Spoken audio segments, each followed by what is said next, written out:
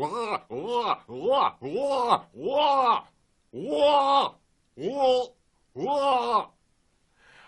Big Brother. It's me, Jez Osborne, the wackiest, craziest guy this side of Hereford. I don't even know why I said Hereford. It was just the first fucking thing that came into my brain. See? I just said fuck. Is that allowed? I don't know. I don't give a shit. So screw you. Why should I be on Big Brother? Well, why shouldn't I? I'm great, I'm cool, I'm wicked, I'm wild, I've got a great personality, I'm totally into hot chicks and Hollyoaks and mountain biking and just all extreme sports. I'm basically mental.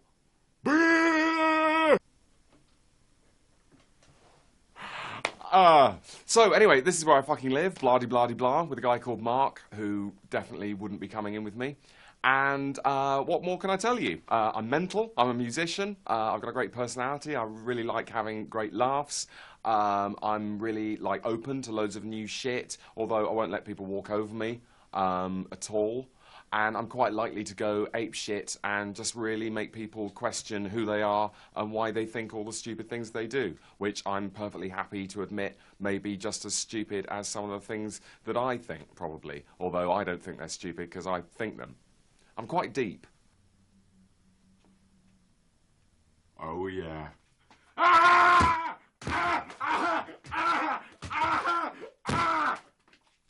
That is some of the mental shit that I'm capable of. Except normally, I probably attach it to some funny story. Like Mark or someone might say, oh, don't you think melons are smashing? And then later, how smashing are they now, Mark? I'd probably be up for a three-way. If that developed, possibly even a gay thing, although I'd rather not.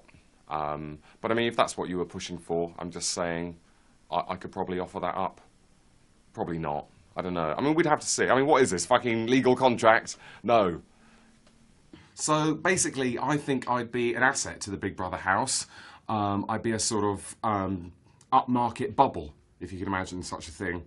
Or a sort of downmarket, nice guy version of Nick. Nasty Nick. Nice Nick, or normal Nick. The Jez Man, they'll probably start calling me. And I imagine I'd become quite a cult hit amongst students. Sort of like Brian the gay one, but less gay. I mean, we've been over all this. If you want to see my policy on this whole area, then just rewind. That and everything else on here about me is very much open to negotiation. I do think I'm more real than some of the, no offence, phonies you've had on the show. It's not like I'm pushing for a career in TV, although, you know, if that happened, I'd be up for that. Some kind of travel programme, probably. I don't know, blah, blah, blah. Yeah, to recap, I'm mental, I'm into loads of great shit, I'm a good laugh. I don't know why, but I just don't feel I'm really coming over. It's quite difficult to vibe it on your own. Blah! Hello and welcome. Are you sitting comfortably? Good. Yes. This is Jeremy Osborne giving unto you his last will and testament from beyond the grave. That's right. As you may have no doubt gathered by now, I have died. Yet another victim of Bowden-Georgeson syndrome. So, here I sit, the most dangerous animal on earth, a man with nothing left to lose. So, who's gonna get it first, right? Well, first of all, Tony Blair. You know, sit on it, Tony. I died under your government, and what have you been doing about it? Nothing. Moby. Baldy, I call him. And Eminem, you know, he's just been lucky to have such a shit life. If he came from Kent like me, I don't know what he'd be rapping about. So, you can all fuck off. To Superhands, I leave all my music equipment. No doubt many of our tracks will be released after I'm dead and will go on to be fucking massive. I hereby decree to appear posthumously at Glastonbury, if that is required. I do not give my permission to appear live posthumously at Reading, Donington, or particularly the Big Chill, which I went to one year and it was fucking shit. Probably didn't kill me, but it wouldn't have helped. And finally, my clothes, I'd like to be split amongst various different charities so no one can copy my look. So, funeral arrangements. I've burned a CD of tracks that I want played.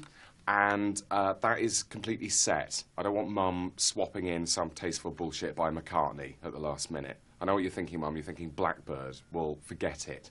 It's going to be the Pistols, followed by Aphex Twin, followed by Teenage Dirtbag, and that's that. It would be good, also, if we could have Big Suze and Tony, like, crying uncontrollably.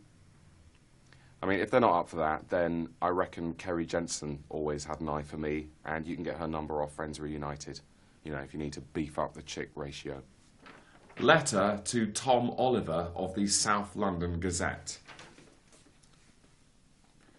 You thought our gig was useless. In your review you said we're whack.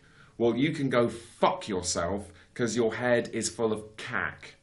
You thought I couldn't play or sing and that I was a shit dancer. Well, I hope you're bloody happy now. I've died from a painful form of cancer. Cancer. Tom. Cancer. Ah.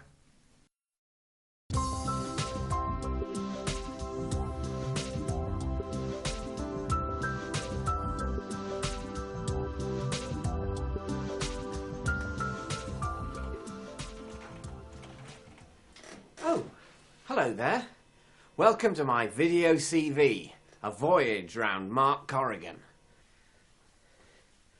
Oh, hi, it's you again.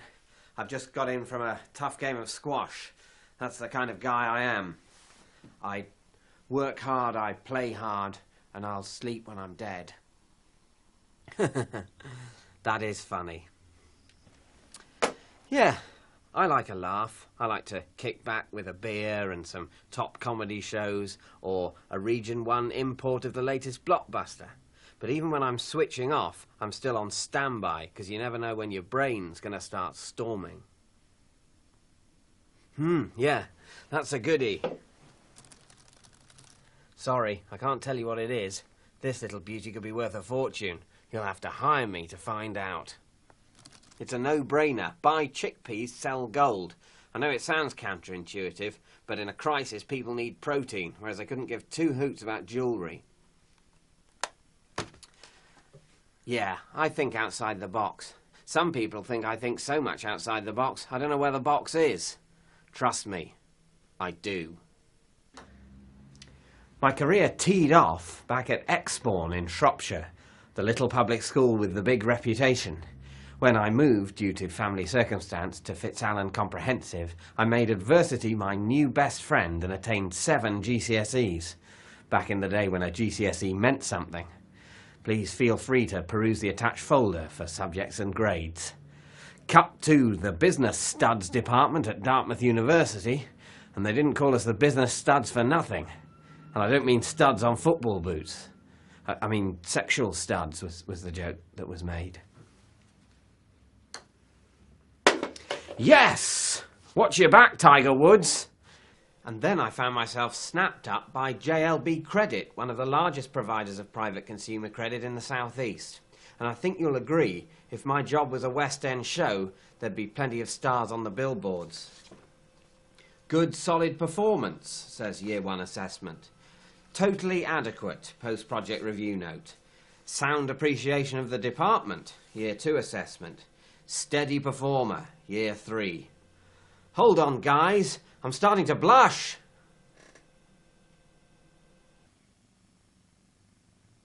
It's not like me to blow my own trumpet, but it looks like now's the time to change up a gear. That's why I'm giving your recruitment company the opportunity to headhunt me and push me to all your major players. Look at the sheet for the number and check out the personal message from management guru and close friend Alan Johnson. Make the call. But hey, you'd better get in quick because, hey, looks like I'd better take this. Hello, top recruitment. Yeah, I've got time to talk.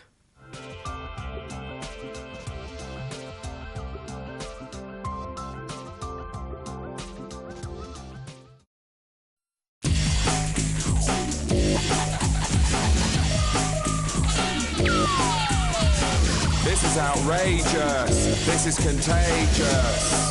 Yeah. This is outrageous. This is contagious. Ooh, ooh, feel it. Yeah, feel it. So futile. No.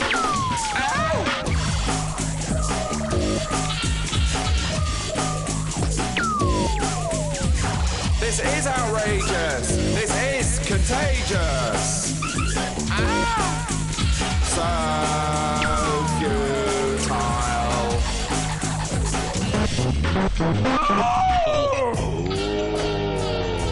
Look out. I'm dangerous. I'm dangerous, I say. In the mists of graveyards, things come to life, and it's dangerous. Keep away from it. I'm so dangerous. You know that.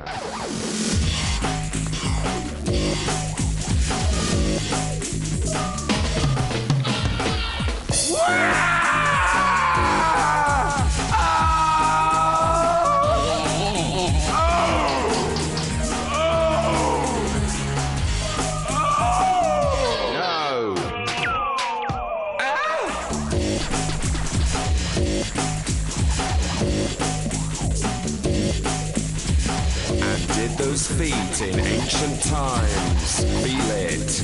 Walk upon England's pastures green. Outrageous. Ah, yeah.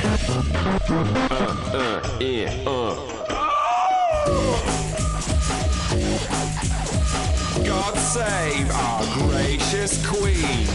Yeah, right. No, Mum, I'm not coming in for my fucking tea. You can eat it your fucking self. Shabba. Bollocks. Oh!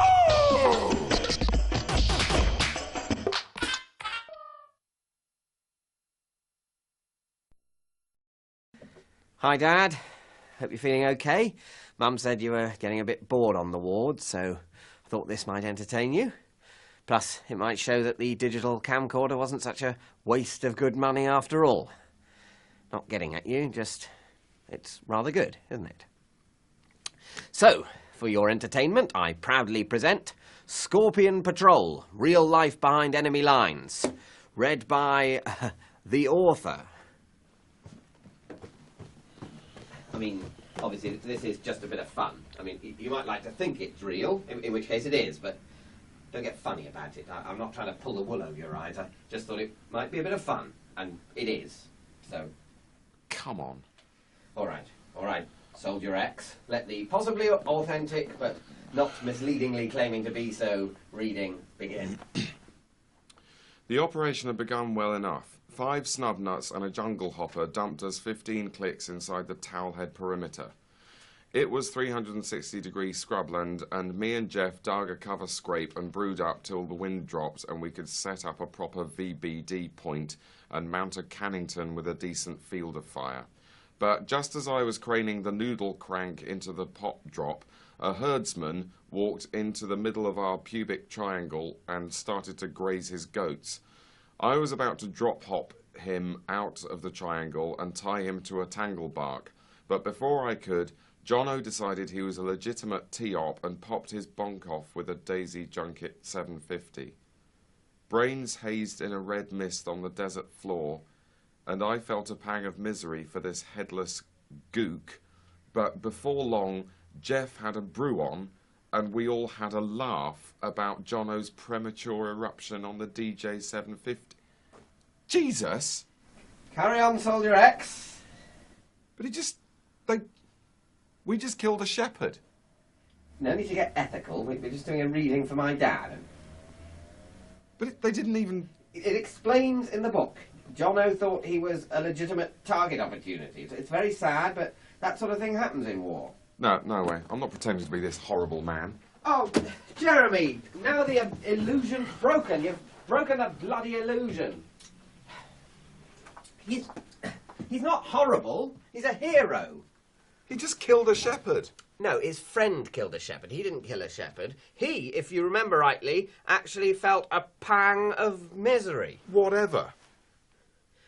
Look, Jeremy, this might be hard for you to believe, but some people aren't happy just sitting around watching Big Brother while there's a war on. Some people are prepared to get up and do what it takes to defend their country. Yeah, well, who cares who wins the wars anyway? I mean, they're all the same when it comes down to it. Blair and Major and Saddam and Haig and Hitler. What the hell are you talking about? Of course they're not the same. I mean, What would have happened if the Germans had won the war, eh? Wouldn't have made much difference. What are you talking about? Of course it would have made a difference. It would have made an extremely big difference. Yeah, sure, we'd all be walking around in big boots with leather coats and eating cheese for breakfast, but would that be such a bad thing? I mean, we'd be part of the German Empire, but that's just the same as the American Empire. Instead of going to McDonald's, we'd probably all go down Herr Bratwurst's for a Hitler burger, and then, you know, treat ourselves to a brand new pair of lederhosen from Das Gap. It's all the same. Shut up, Jeremy. Just shut up. I'm sorry, Dad. He's probably been at the funny fags again. I'm only kidding, obviously. I mean, he's a moron, but he's not a druggie. This is so kind of you, Soph. My dad's going to love this. And like I said, Jess was basically a washout. That's fine, Mark. Which bit do you want me to read? Oh, you know, any. I've recorded loads for him myself. I just thought it'd be nice for him to see a nice face as well as my stupid old face. I'm sure your face is just as nice as mine. No, it isn't. Your face is lovely. But, well, look, we could sit here all day arguing about our faces. Let's get down to it, shall we? Right. Which bit shall I read? This bit, the Mark bit? Yeah, it's pretty war-y, but then there's not too much about nurses and so on in there. So, yeah, that bit's fine. Just a warning, it does include mention of someone's head being blown up. Right. Just so you know. OK, well, begin. The operation had begun well enough. 5 snub nuts and a jungle hopper dumped us 15 clicks inside the towel head perimeter. So if I might just move a bit back, if that's OK, for filming, for technical reasons. Okay? Sure. It was 360 degrees scrubland, and me and Jeff dug a cover scrape. And so, Dad, Sophie, there, my girlfriend. Yep, we've been going steady for a while now, so guess this probably puts paid to any of Big Jim Durston's jokes down the pub about me. I guess he can pretty much shove all his little jokes up his big blue cable knit jumper, can't he? Because let's face it, they weren't very good jokes, they weren't very subtle jokes, they weren't very nice jokes. And there she is, the answer to all his jokes. Brains hazed in a red mist on the desert floor, and I felt a pang of misery for this headless gook. But before long, Jeff had a brew on, and we all had a laugh about Jono's premature eruption on the DJ 750. Mark, that's terrible. Yeah, war can be quite moving at times, can't it? Sorry, Mark, I don't... Don't forget, Soph, don't forget that all that in the book, that's in the past. That all happened 10, 11 years ago. You know, that person who died, a lot of the people who knew him probably died by now anyway. So, you know, it's not that bad. Time can be a great healer. Yeah, Mark, I'm sorry, I don't... Yeah. No, that's fine, So at least you take war seriously. So, what do you fancy doing later? I thought maybe we could catch a movie. Yeah, whatever. What did you have in mind? Oh, I don't know, something funny but highbrow. Maybe something based on a literary novel. You know, the kind of thing we like. Or maybe we could just go for a walk in the park and then grab our favourite table at Gino's. Gino's. Oh, Soph, Gino would be heartbroken if he thought you'd forgotten.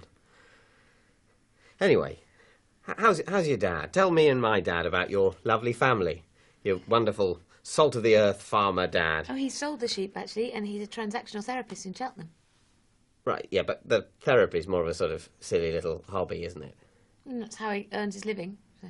OK, right, if you say so, but, you know, he's basically a man of the soil, you know, of good English yeoman farmer stock, not therapist stock.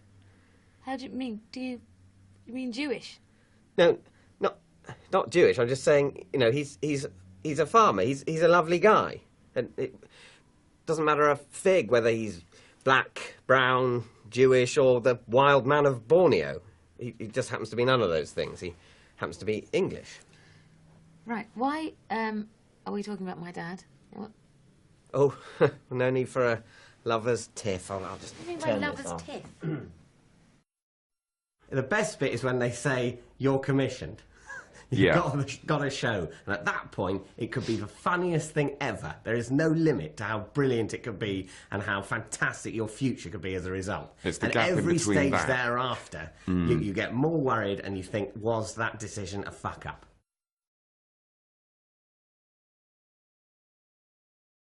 The stages of writing Peep Show, we start sort of 7 or 8 months before the filming begins, as you know, where we do all our scene by scenes of what's going to happen in each episode. Of course, this show has a fantastic advantage of being able to hear the thoughts of the two main characters. So we've always had a fantastic way to sort of add exposition to the story to bring it on track if we felt we were going off. That's the most, in sort of, when you've got the most freedom, but also quite anxiety making, because you're spending a lot of time coming up with these ideas and then giving them to the producer and the channel, and hoping that particularly the channel don't say, we hate things about Nazis, that's not funny. You know, you've got to think up a new idea of something that's funny. So what are you doing? You writing an episode of Peep Show? Actually, Phil, I'm writing a hit list of all people I'm going to kill, and you're on the top of that. Everything's fucked. Calm down, Jez. It's going to be okay. Rehearsing is 2 weeks. Go through the scripts every day, talk about what we could add, and you know, what bits seem a bit flabby. During rehearsal and before rehearsal, we're kind of punching up and making quite a lot of changes. Would you consider marrying me? I mean, obviously. Yes! It's relentless sometimes. You think, Someone enough make it already stop. with the jokes. Because everyone's so sad they need all these jokes. Everything's still gold. It's shit. Then shooting is 6 or 7 weeks, and we're sort of in pretty much every day, because every scene has got either Mark or Jeremy in, and many have both. We're both on set as well, because we're associate producers. And You're quite proud of that, aren't you? I'm very proud of that. And yeah, we're both associate producers on the show. We take it in turns rather sweetly, so that one of us can get a good night's sleep and a, you know, a late morning. Lord it over everyone else who doesn't get to do that, Yeah. and become popular. The show is all shot very uniquely, as you know from seeing the programme. It's all shot from the first-person perspective, and in terms of whether that's hard or easy, it's probably the easiest show I've ever had to direct in my life, because one of the hardest things about directing is you know, where you're going to put the camera, where are you going to put the actors. So you only have one of those elements is removed, because I know exactly where I'm going to put the camera, because it's where the people are standing, and so you can have much more fun with the blocking, knowing that I'm just going to put the cameras where the actors are, so it's incredibly easy. Cut. Cut there, thank you. I think it's a lot more difficult shooting it. Yeah, because you can't look into someone's face when you're acting with them. That's hard, not being able to read what's happening on the face of the actor you're meant to be doing it with. And action. So basically, man is programmed to do 2 things, yeah? Kill and knob. In the Stone Age, we'd get up, kill an antelope. And knob the corpse. No, Jess. I think I was talking to the producer and he said, look, filming's horrible. It's fine. You don't have to enjoy this. I hate filming. Filming's rubbish. Everybody's tired and they're stressed and nothing's ever as good as you think it's going to be. And God, it's horrible. And that really cheered me up. Just the knowledge that, you know, I wasn't alone. And obviously there are bits that you enjoy, but often, you know, making comedy isn't much fun. I think the awful thing is it's really tiring and worrying while you do it, and then you really miss it.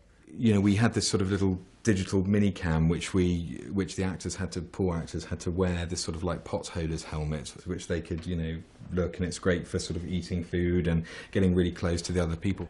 I remember the scene where Mark is brooming Jeff through the door in episode 5 as a highlight, because that scene worked really well. It's like well choreographed and very well directed, and all the actors are great. And I never realised what an incredible phallic symbol that was until we actually filmed it. A man thrusting a red broom handle through a letterbox repeatedly, screaming swear words. I'm going to give you the broom, Jeff! I'm going to broom you! I think the bits I like shooting most are where I just have to sit still and talk.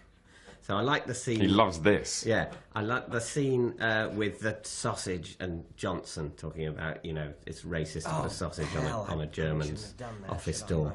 That was fun because it was a really funny scene. It had a nice, easy prop that stayed still, and we could sit comfortably, and it wasn't too hot or too cold, and I wasn't in a lake or in a balloon. Oh God. You all right, Mark? Yes. No, I don't know. What's the matter? I think I'm actually very hungry. How about, shall we not jump and just have lunch? I'm a big believer in fructose, always have been. The assumption is that everyone every day has a massive fried breakfast. I love full English breakfast. I love sausages and bacon and eggs in that combination. I'm really quite a fascinating figure because, you know, who can tell what I'm going to have for breakfast? Often I don't even know. I just march up there and, you know, it's like a veggie sausage one day, another day it's some muesli. I mean, it must be just a joy for people around me to get that kind of variety. The idea is for me not to become a big fat idiot. Has morning coffee at about 11 with nice biscuits. They have a big 3-course lunch. What are you eating today, Sam? I'm eating vegetarian pork shank. Which is Vegetarian? well, I'm just trying to have the best of both worlds, actually. What are you doing, Phil? You got a hunger for other people's lives. Is that your problem? And then at 4 o'clock in the afternoon you have cake and sandwiches, because that's what happens. And you do that for 7 weeks and then book yourself into a clinic. We feel disgusting. There's no other way of putting it. We eat it down because we're pigs who just see food and eat it because we're bored. And I think it should be stopped, but none of us can stop it. It's like an addiction. I think the whole thing's revolting, frankly. It gets a little bit more serious in the edit now because we've got the footage and we're going to cut it together, and it's sort of a bit like you spent a lot of time getting ingredients from the market, cooking them up, and, you know, the proof of the pudding is in the eating, so it's really a very delicate stage of the production. The first rough cut I find a very awkward thing. It's the first time that I'm watching my own performance, and I think that's, as an actor, that's the most difficult time. That's when you look the most fake to yourself, and it's also, that's before they've added the sound properly. It all looks very rough and red. It doesn't look like a proper programme, and you kind of look at it and think, oh God, that can't go on TV. We can't throw that all away just because I spy on you, can we? It's all anxiety, isn't it, all the way? Yeah, it's like increasing anxiety until you get to sort of a volcano of stress sort of around filming.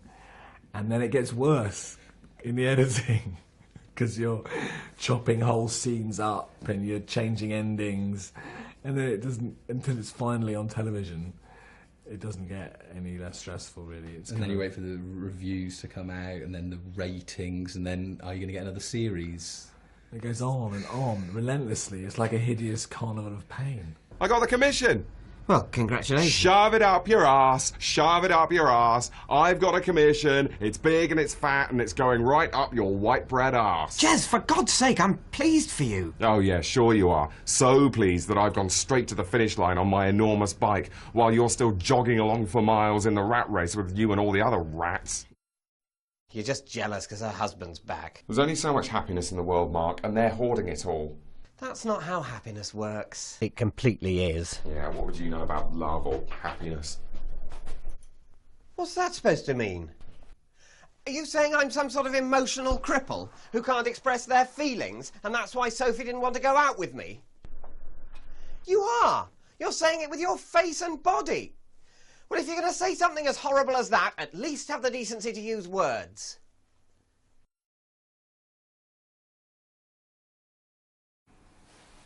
All right, Mark.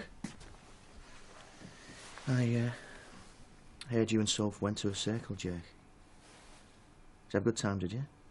You know we went for dinner after. Oh, really? Pretty knackered, actually. You know, from giving it to her long and hard all night. Blimey, Jeff. How amazing. Suppose I might as well give up on Sophie and leave her totally to you. Really? No, you can fuck off.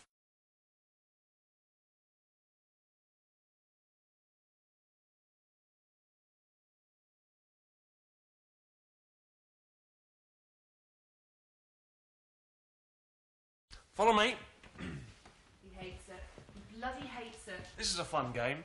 Now, face me. Yeah? Now, pick a movie. Any movie. I bet you I've got it. Il Postino. Yeah, be serious, something proper. Passport to Pimlico. No. Don't look. Scarface. Exactly. Thank you. There you go. You can have that if you want. Come with me. These are my guys. They had to pull a latey, so I was all do it around my place. I've got a fridge full of beers. Plus, this way, I get to keep an eye on.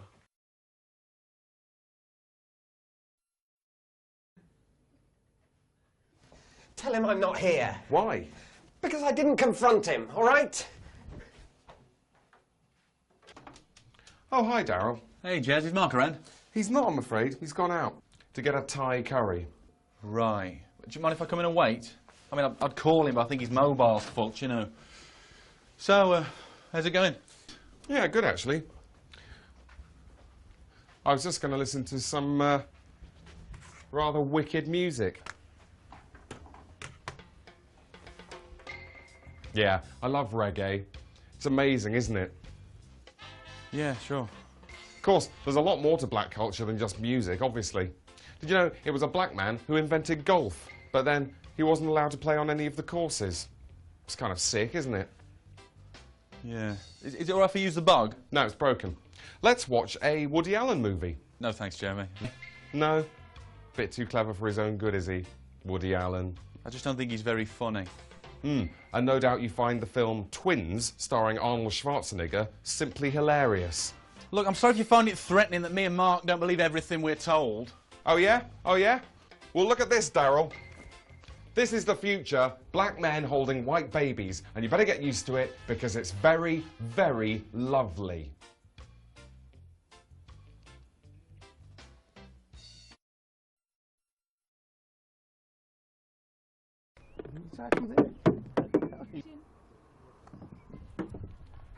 Jeremy? Hello? Oh, my goodness. Sophie, hi. This is Mark's flatmate, Jez. What are you doing down here? Oh, nothing. Just getting around in. I fucking love this game, don't you? Yeah, it's fun.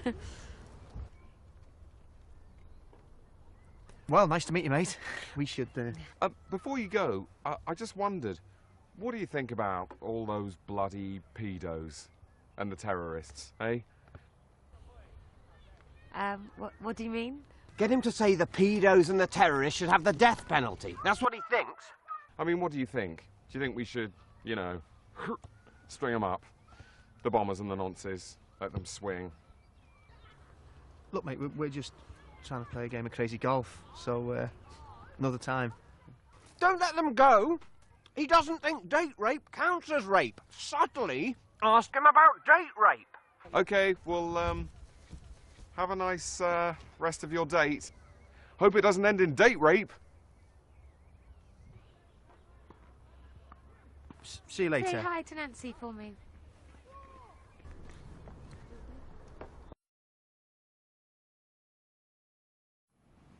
Look out. Couple of high street honeys at 3 o'clock. God, this is so butch. If I was with Mark, we'd just be sitting in the corner rating the Alco Pops. Right. Mine's the blonde. What, really? What about Nancy? Or Sophie? Jez, we're not going to do anything. We're just going over. It's probably our turn to go on the pool table. Although, looks like those guys... They haven't jumped the fucking queue, have they? Maybe they're not from round here. I'll go and put some more coins down. They probably don't understand what the coins mean. Everybody knows what the coins mean. Come on, let's sort it out. Oh my God, we're a pair of men entering a combat situation. I'm going to fight for my territory. It's fight or flight. Flight. No, fight. Fight. Flight. What's going on, mate? Don't think. Just hit. Can't hit. Talk. Yeah, talk. Let Jeff hit. All right, so do you want some? Some treatment? Yeah? Do you want some? Big time? Well, let's do it, my friend. Let's do the hucklebuck. Right now. Right bloody here! Oh, Jez, it's all right. What? They're Polish. They didn't know about the coins. Oh. Oh, right. Right. Sorry. Welcome to our kingdom. We do the coins here.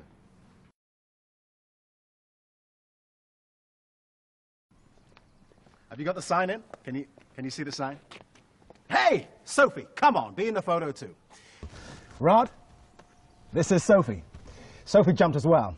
Come on, let's get Sophie in the picture too. Alan, we talked about this. I really don't feel comfortable. Why not? Because they didn't jump. Sophie wanted to, but Mark bottled it. You didn't jump? Oh, that is outrageous. I most certainly... Careful, Nixon, Aitken is the cover-up that screws you. Actually, I can't recollect exactly what happened on that day. What are you trying to tell me, Mark? Oh, for God's sake, Mark. Rod, I'm terribly sorry about this. I have no idea. I hope you're pleased with yourself, Jeff. Yeah, well done, mate. Because the real loser here isn't me. It's diabetes treatment. Yeah, Jeff, you've given diabetes a big boost. I hope you're pleased, you fucking diabetes lover.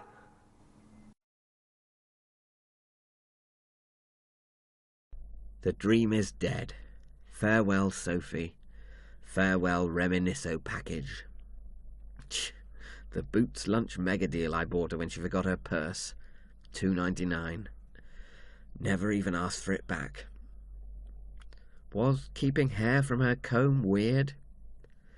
Only if I'd glued it to a doll. I never even considered gluing it to a doll. Goodbye, Sophie.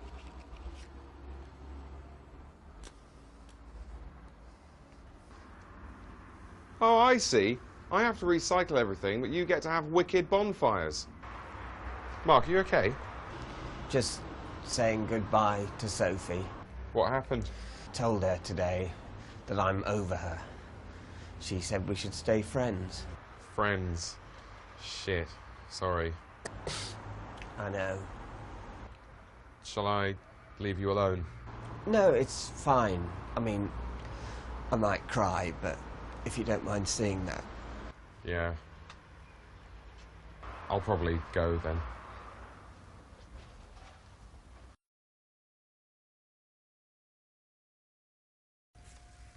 Deluxe or standard reception platter? Yeah, right, that's a toughie.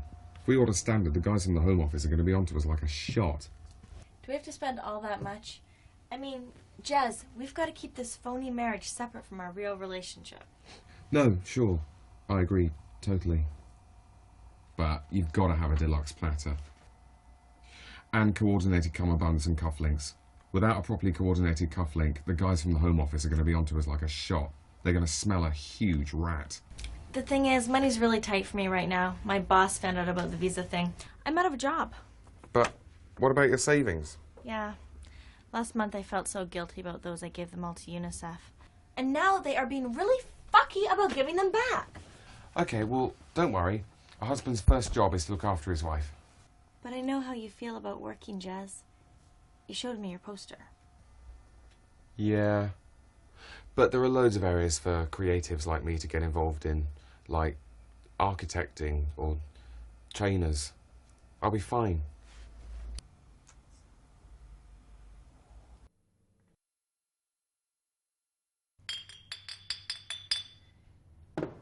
So, ladies and gentlemen, you'll forgive me, I haven't prepared a proper speech. But then perhaps that's appropriate, since this isn't a proper wedding.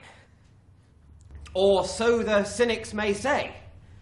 But I say to those cynics, listen, cynics, this is the modern world, and just because it's new and strange and unnerving doesn't mean it's not brilliant. I mean, take graphite tennis rackets, for example.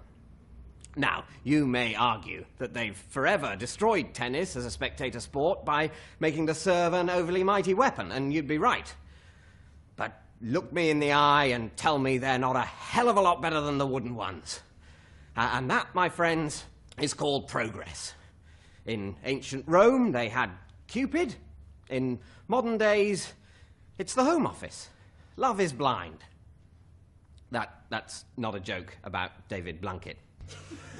No, seriously, I would never make that joke.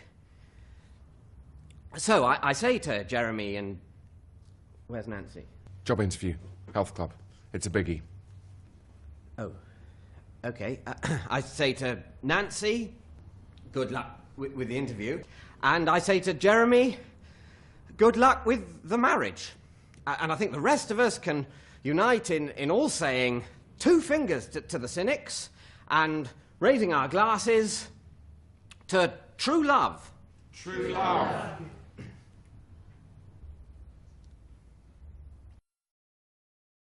Going there, I made you go over to the left-hand side. Jez. I would say left to the first one. You want to watch a movie? Sure, yeah, that would be nice. Okay. Bicentennial Man, Patch Adams, What Dreams May Come. I think Face Off might actually be on later, and Mark and I... Uh-huh, right. It's just... I love Robin Williams. You know, he's got a special twinkle, hasn't he? Yeah. Yeah, he has. What I like most about him is his moist-eyed camera hogging. Exactly. Okay. Jacob the Liar. What is it? It's kind of like a Holocaust comedy. But that makes it sound like it's in bad taste, which it isn't. It's in very good taste. Hardly anyone dies. They don't go on and on and on about it. You know what I mean? Ready. That's left. Thank you. Next. Ready.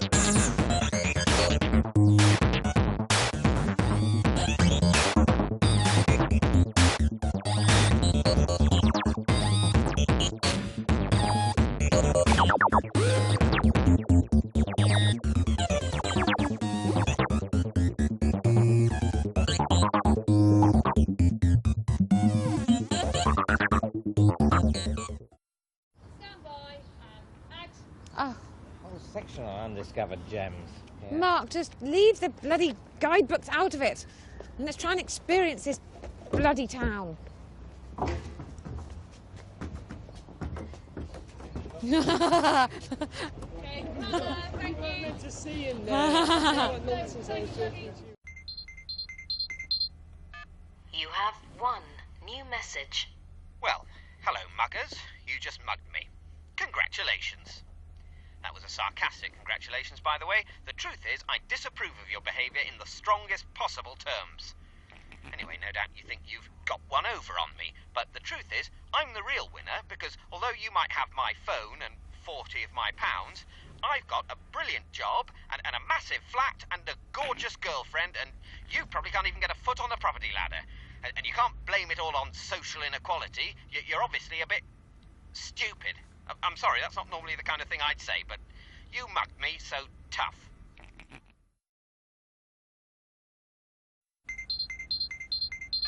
You have one new message. I tell you, you shouldn't have fucked with me and my mate, because I'm your worst nightmare, boys. A white man with access to an air pistol who just doesn't care anymore. I'm coming after you, because you know who I'm down with, yeah? I'm connected up the wazoo. Oh, yeah. The Albanians, the Triads, the Yardies, the Gangmasters, the Bull Queens. I've got them all on speed dial. Those are the parties I go to. Mad parties. With the Triads dancing, with knives, as the Yardies shoot at them, and everyone is just laughing their heads off because they don't care about anything. That's right. We're after you. You fucking pricks. You tossers. You lick-spittle piss crunchers. You cock-munching shit twiddlers, you dick cheese pastry chef piss teeth hole eaters. Okay, fuck off. Goodbye.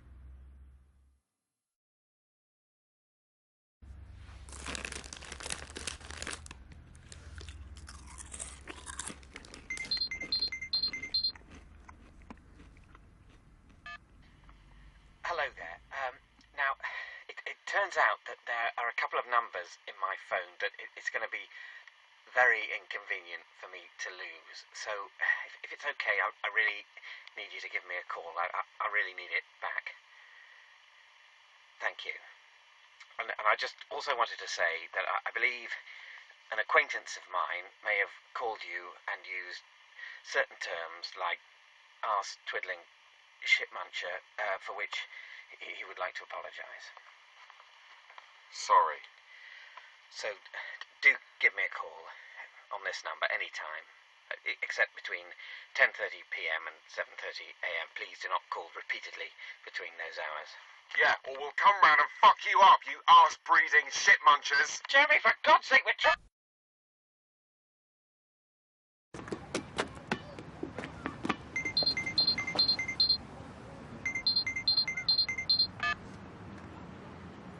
Hello, it's me again. We met at the burger bar. You probably remember that I gave you some money to get my BlackBerry back. £60, to be exact. And I'm just getting a bit worried that... Look, the point is, okay, we need to talk again. So let's meet up, and it'll be fine. We're not like just two posh heads who live in an ivory tower. You know, we're on the same level. We live in a tower block too, yeah. The lift doesn't always work. Sometimes it stinks of piss. It only stank of piss once when you... That was Superhands. Look, anyway, look, I know it's a jungle out there, you know, the weak eat the strong. I operate in that way too, in a sales environment. Look, all we're saying, right, is that, you know, let's just get together and it's going to be fine. Because people like me, you know, certain people in the music business, and I'm not talking about Bono or Sting, but some of us are really trying to make things better for you people, and you're not helping yourselves by welching on this deal. So maybe, you know, we're not so very different. Yeah, no, we are different. That's clear. But maybe we could have a Christmas truce in the class war and meet at some neutral venue between the value burger and the sun-dried tomato and have a metaphorical game of football. And you could give me my phone back, and I could give you not money. That wouldn't be appropriate, but mentoring. I could mentor you if you and your associates wouldn't just not keep mugging me. I mean, maybe you'd mug him a bit, like in the early stages. Sure, yeah, I'm not expecting miracles, but you'd grow out of it, and then we could go to the British Museum and have picnics, and I could tell you about the Assyrian relief sculptures and get you into university, and anyway, just please do call me anytime. Call me, please. I never find anything I fucking want. What? Now? Why don't you fucking tell me, Gerard? Okay. Put them through. What the? Frankfurt's action. Hi. Hello. Guten Tagen and good day. Okay, after the multilingual introduction, I'm actually going to continue my presentation in English. Not because it's a better language than German, far from it. It's just, as the head of sales over here, I have to be pretty hard-headed. And let's face it, we may not like it, but you guys all speak English and I don't speak German. So it's a no-brainer. I win. I get to speak English. Why aren't I with you there today? Well, that's a no-brainer too. Simple human weakness. Illness. We all hate it, but it struck. It struck hard today. And my right-hand man is, not to put too fine a point on it, shooting rusty water through a wedding ring at 40 paces. No, seriously, I went to see the guy. It smells like something's crawled up his ass and died. It's horrible. In fact, the man in question, Mark Corrigan, has written a note of apology he wanted me to read. I wish to apologize in the strongest possible terms for allowing my body to become infected with a virus. And I hereby agree that if I ever become ill again, I shall resign my position henceforth. Yours, M. Corrigan. Witness, A. Johnson. Now, onto the matter in hand.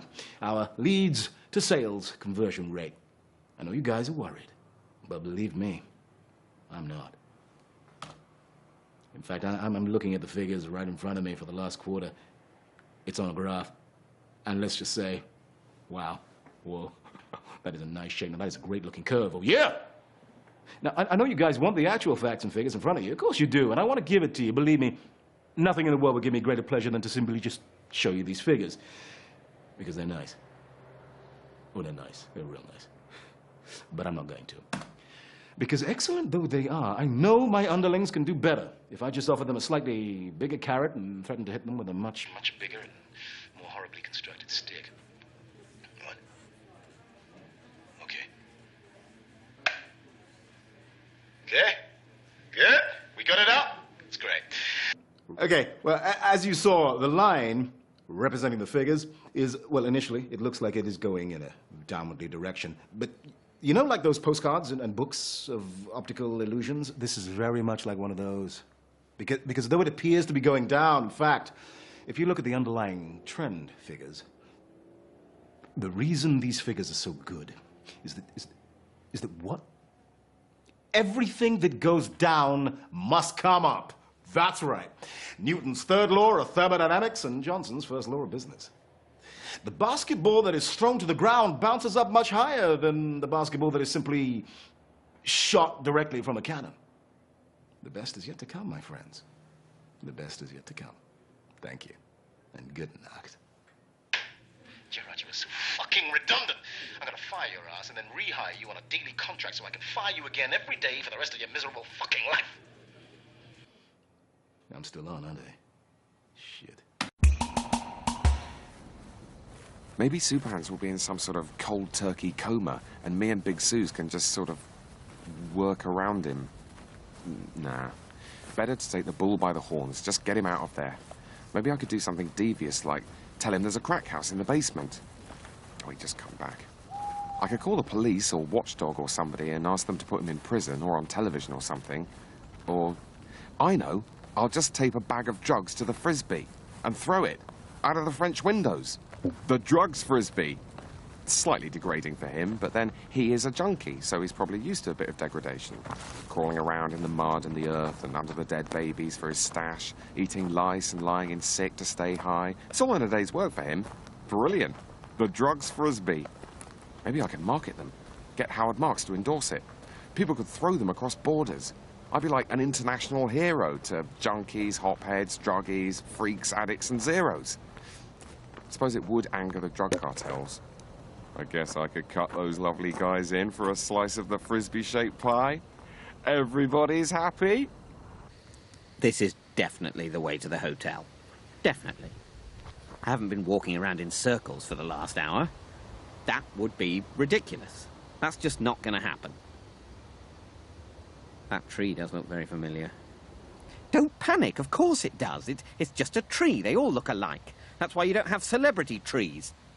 Actually, I bet soon they will have celebrity trees. All I have to do is keep striding purposefully along. If I keep walking confidently, then I'm bound to get somewhere. It's inevitable. If you walk, you get somewhere. Dithering is death. If I stop and start to think about the fact that I don't really have any idea where I'm going, then madness could descend. I bet Monty never stopped in the middle of the desert, got out of his tank and looked at the map and scratched his head. Nor his logistical team, scouts or reconnaissance vehicle drivers. No, they bravely pushed forward, onward, relentlessly. The wrong direction is better than no direction. That was Monty's motto. Possibly. Oh, God, I really have no clue where I am. It would not be out of the question for me to actually, physically die. I really wish I hadn't smoked that joint before I came out here. It's a very bad time to have the munchies. I don't want to be the first person to die of the munchies. Actually, I can't be the first person. There was that guy in the Cheech and Chong film. That was a good film. Wow. A dead, big rabbit? My God, that is a massive rabbit. Maybe I should eat it. Why not? It's meat. If it was shaved and had its head and feet cut off and put in a polystyrene tray, it would probably go for $11.99 in Tesco's finest. Plus, it's probably really healthy. Cavemen lived off stuff like this, and they weren't going around complaining of bad backs and diabetes. They were running away from lions and hiding in trees and jumping on gazelles. Yeah, lovely, rotting carrion. I could toast it with my lighter for a bit, part by part. Big rabbit kebab. Be something to tell people. Although, not necessarily in a good way. Actually, might leave it. Not because it's probably bursting with maggots. Because it's disrespectful. To a fallen comrade of the night. Godspeed, you, oh giant rabbit. Oh, sure, rub two sticks together. Of course, that's how you make fire. If one of the sticks is covered in sandpaper and the other has been dipped in phosphorus. Fucking scouts didn't teach me anything useful. Even James Dodd taught me the wrong way to masturbate. Took me long enough to come back from that dead end. Still, got the hang of it eventually. Scouts. Sitting around the fire singing Kumbaya. It's all very well, but it's hardly going to save anyone's life, is it? Kumbaya, my lord, Kumbaya. Kumbaya, my lord, Kumbaya. Kumbaya, my lord, Kumbaya. Oh, Lord, Kumbaya. I just want to make it clear, God, I'm not pleading for your aid, since patently you don't exist. However, if my pathetic act of veneration in some probably made-up mishmash ethno-language has brought me to your attention, it would be pretty bloody brutal of you to let me die just because as yet I haven't seen empirical proof of your existence. Oh my God. I was right. I was right and Mark was wrong. That is fucking amazing. Woohoo! Fuck you, Corrigan. Stick it up your Royston. But what if Mark never makes it back? What if he's dead? I should go out and look for him, like Han looked for Luke in The Empire Strikes Back, even though it was night on an ice planet. He'll be all right. Probably. I mean, he might not be all right, but there again, he might. There's no way of telling. I'll call Mountain Rescue. Yeah, that's what I'll do. Give them a ring from the hotel. Sorted. Although, it will kind of ruin the love vibe with me and Suze if there's a possibility hanging in the air that Mark might be dead. Girls go weird over things like that. Or I suppose, possibly, she might think it was so incredibly tragic and sad that she needs comforting. Long and hard. Bit of a dilemma. Probably, what I might think is that he's back already. Yeah, he's back already. I thought he was back already. Is everything not right? I naturally assumed he was back already. Oh, Mark, I naturally assumed you got back before me because you're better at maps and walking and everything practical like that. Oh, dear me. Is that not the case? That'll teach the bastard. A shit, a shower and a shave. A shit, a shower and a shave. A shit, a shower and a shave. A shit, a shower and a shave. A shit, a shower and a shave. A shit, a shower and a shave. A shit, a shower and a shave. A shit, a shower and a shave. Probably should stop that now. I might be going a little bit mental. A nice hot bath and roast beef with all the trimmings. A nice hot bath and roast beef with all the trimmings. A nice hot bath and roast beef with all the trimmings. No, just think. Don't turn everything into a gloomy mantra, or I'll start singing Boney M and give up the ghost like in Touching the Void. A nice warm bed with clean sheets and Sophie to cuddle. Lovely Sophie. Annoying, difficult, cloying Sophie. It does feel good. Freeing. Not asking her to marry me. But is it freeing in a Shawshank Redemption, just escaped from prison after 25 years via 2 miles of sewage type way? Or a just set fire to my house with my family still inside it, driving to the airport to get the first available flight type way? I mean, freedom is a concept, but do I actually want it? Isn't it really better to have someone else to tell you what you want rather than having to think about it for yourself? I mean, the French, when they had their revolution, they had a nice new flag and lots of great ideas about the rights of man. But there was also a lot of cutting people's heads off. And then Napoleon and the long, cold winter on the Russian steppes. Yep, that's where I'm headed. That's where it all ends in the end. Why does everything have to end dead, frozen, outside Moscow? Okay, Jez, come on. This is it. Be a man. Finish the relationship. Shot to the head. Nice, clean kill. You're going to have to plunge a lot harder than that. It's compacted grease. Yeah. She might go angry, and I don't like her when she's angry. Just got to tough it out. Listen, Michelle. About us. I've been thinking about us. You know I'm looking for a lodger, and you and me do go really good together. Well, I was thinking, how about you move in? Oh, right. That's interesting, because I was thinking that I like you loads and loads, obviously, but that also we could not see each other anymore. Not see each other? Well, how's that going to work? Well, I mean, instead of us calling each other up and kind of meeting up and hanging out, we could try not. Jez, you're so funny. What are you afraid of? You. Nothing. It's just... Well, almost every time I stay over here, you wake me up at 2 in the morning and tell me to get my clothes on and fuck off back where I came from. Ah, but you never get past the corner shop before I call you, do you? Yeah, I know. It's just... I'm tired. And I think maybe for both of us, there might be someone better. You see, what I'm hearing loud and clear is that you're desperate for this relationship to grow. You just don't know how to make it happen. Right, no. Kind of what I was saying was that we should split up and not see each other anymore because... Shh! Jez, you've had your say. Now it's my turn. You know how we have such an amazing time in bed together? Well, yeah. Well, I was thinking, what if we took it to the next level? Like, act out our dirtiest fantasies. Yeah? I mean... What would that involve, exactly? Anything. You can tell, Michelle. What is it you've always dreamed of doing but never actually done? Well, I mean... I guess I've always wondered what it might be like to have a threesome. Is that too much? Are you kidding? That's vanilla. Let's do it. Oh, God. I really should end this. But can't say no to a threesome. I'd be put on trial by nuts and zoo. Okay, then. Yeah. That sounds great. Great. Okay. Now eat me. What? What now? I'm... Jeremy, you not eating me is not going to help save this relationship. You've got to be more realistic. I tried my best. I tried to finish it, but she was one step ahead. A threesome. I mean, I'm only a disgusting human being, for God's sake.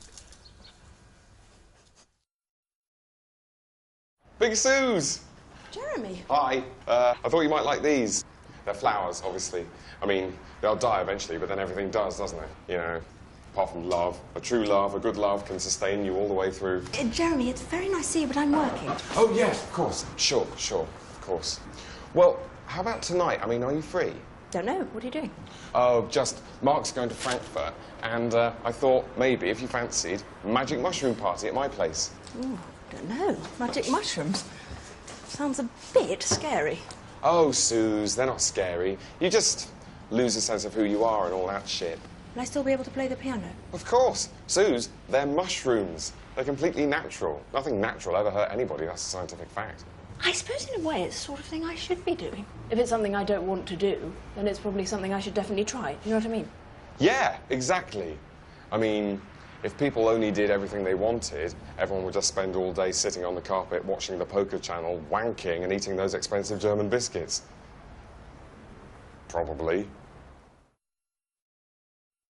Yeah, I was just concerned about the whole stew situation. Right. Yeah. I was just really hoping that things hadn't gone from bad to worse and really blown up in your face or anything. To be honest, things haven't been great. He's having a tough time. Tuesday night he thought he saw Jesus' face in the ravioli. I think we're splitting up. I have had some big cries. Listen, Jez, for dinner, you know how you love Ready, Steady, Cook? Yeah? Well, why don't we make dinner into Ready, Steady, Cook? How?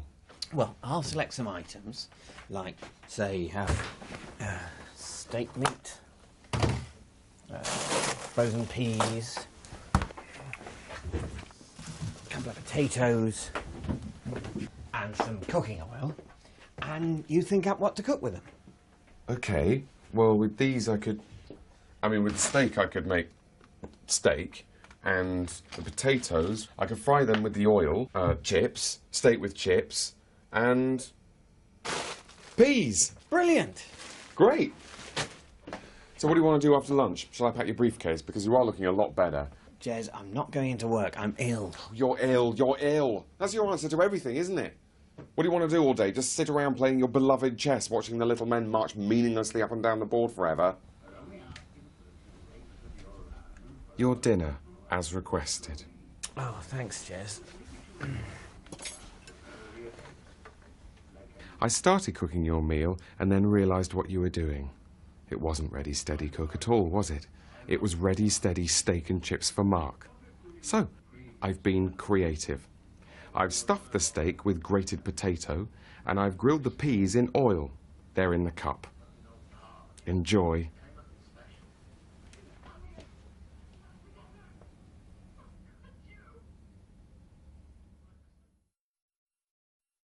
Listen, Sarah, about Jeremy. Bit of a weird one for you, but no need to be embarrassed. And if you want me to make your excuses, I can... There's no need for excuses, Mark. Jeremy's a great guy. I really like him.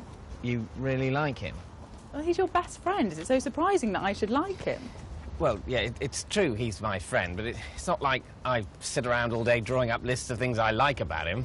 I mean, what do you like about him? He's funny. No, he's not.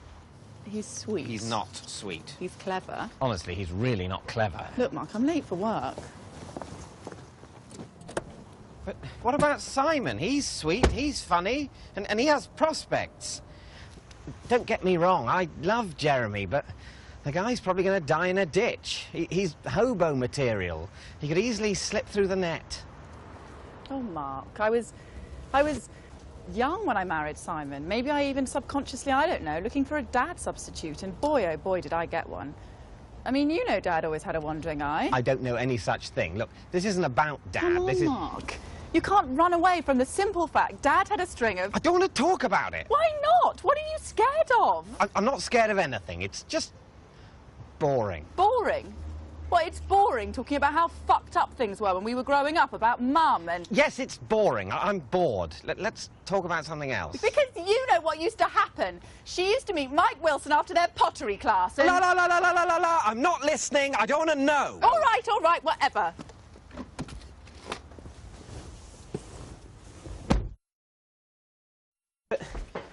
What if it's not a bun? What if it's some horrible murder? Stitch up. But it might not be.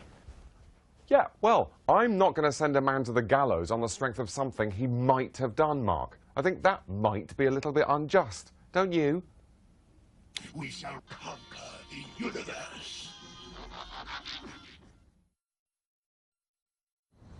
Sophie! Sophie! Sophie! Sophie!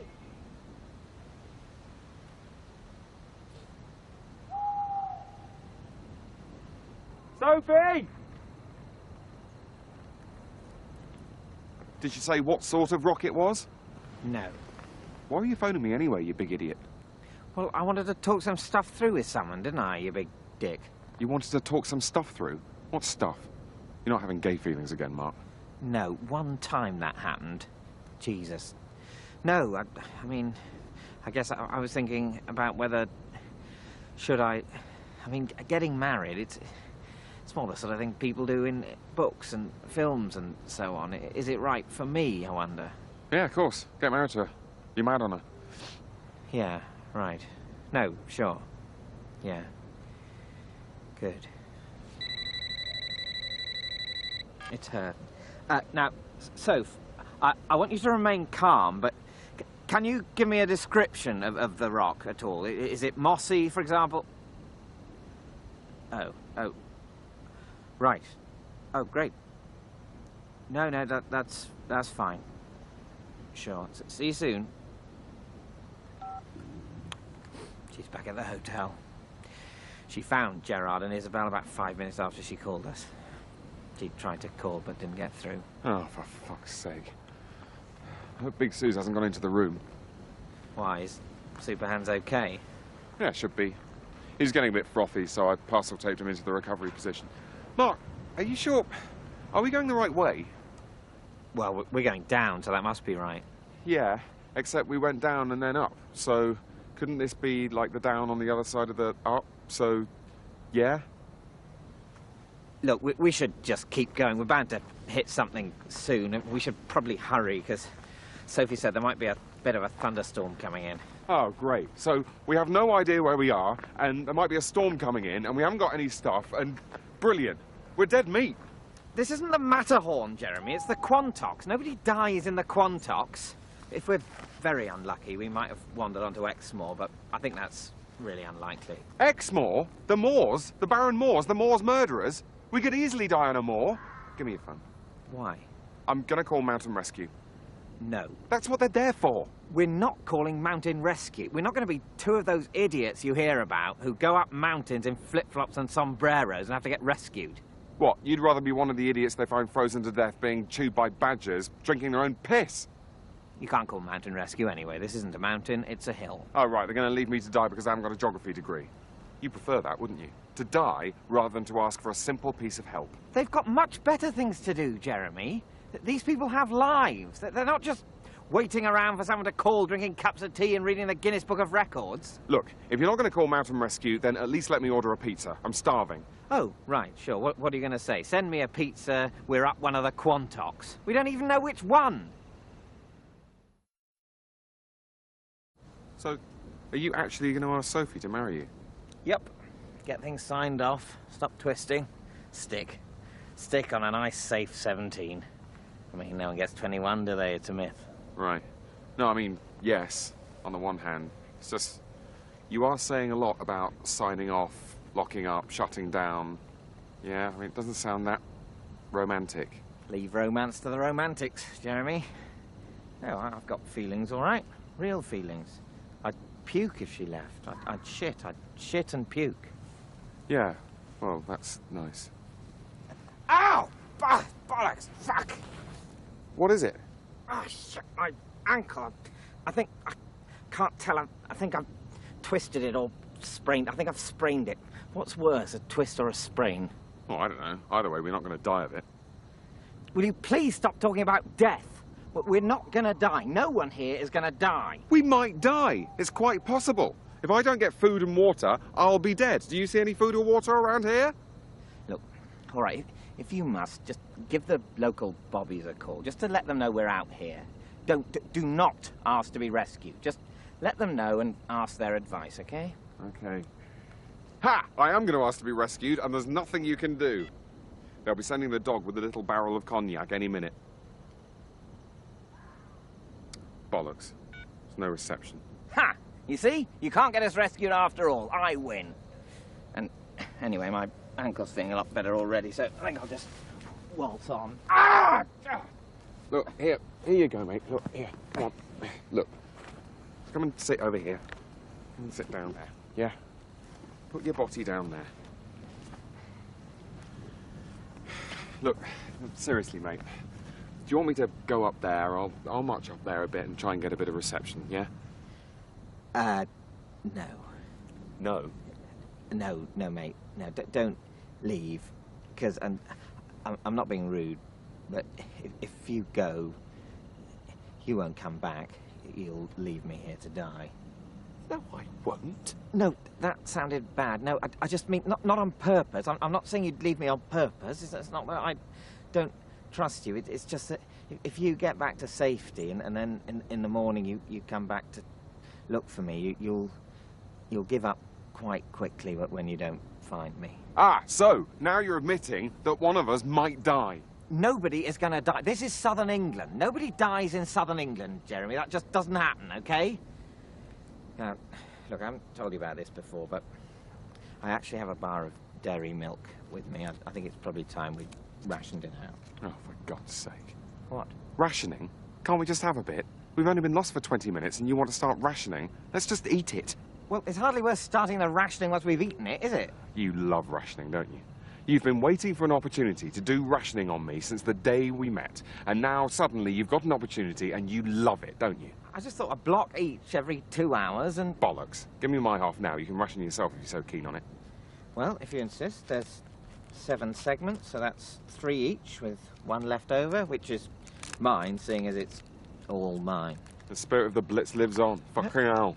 Don't carp, Jeremy. It's all mine. Oh, that is good. Oh, that is really good. Now, just don't come to me asking for some more when you didn't have the foresight to... Can I have another bit? No. Oh, come on, just a bit. My half of the 4th chunk. Come on. Jeremy, I explained to you what would happen if... But I'm not full. I had a spliff before. I've got the munchies. Oh, great. So I'm going to die because you've got the munchies. Oh, come on, Mark. You knew what would happen. As soon as you mentioned chocolate, you knew I'd want to eat it. You know my nature. This isn't fair. You're using my nature against me. Look, let's just concentrate on getting back to the hotel. I think I can walk a bit. All right. Sure, mate. Sure. And thanks, mate, for the chocolate.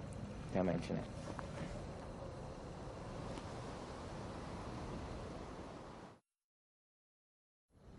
Oh, look, a frisbee. Somebody left a frisbee. We could use this to dig, or maybe catch something, a bird, if you throw it really hard, or just play, keep our spirits up.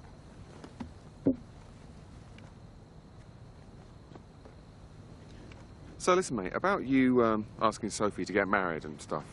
Yeah? I mean, it's brilliant, obviously, but I wondered, have you considered not doing it? Not doing it?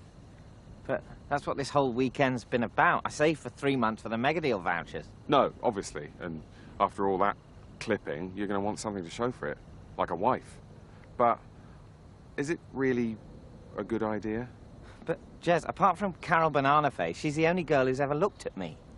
Still, is it actually what you want? Well, I mean, I don't know. I kind of assumed it was because I spend all my time thinking about it. I'm obsessed with it. Ah, yeah, but you see, Superhands is obsessed with crack and poppers and dusting his knob with speed, but that doesn't make it right. I mean, what is it about her that you actually love? Are you kidding? Everything. Her... You know, I mean, she has changed a bit lately, but we had this connection. Right. Which, admittedly, is kind of going. But, you know, she's funny.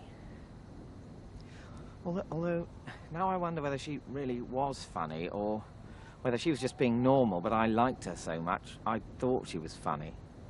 Oh, yeah. I know that one. Plus, when I was at the height of Sophie madness, it was when, you know, watching her across a hot photocopier, the little looks, the funny doodles. Before you really had a relationship. Exactly. It's almost like the more we've got to know each other, the worse it's been. I mean, we really have almost nothing in common. Well, maybe that's a sign?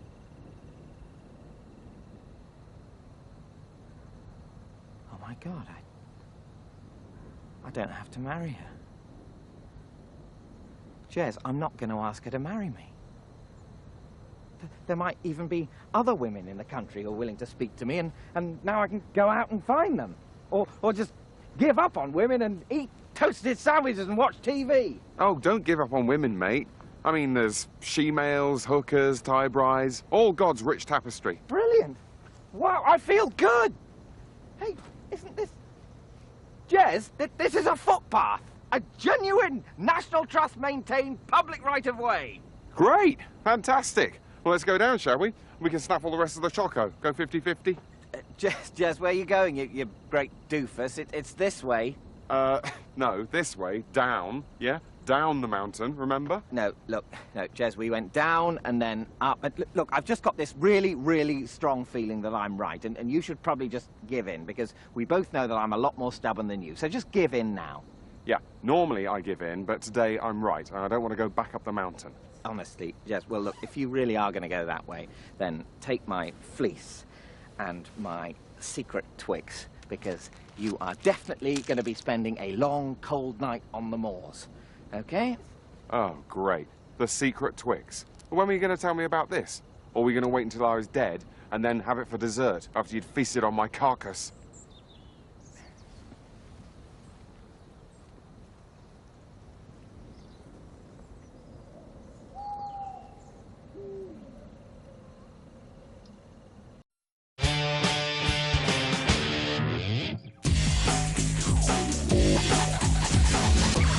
This is fucking wicked.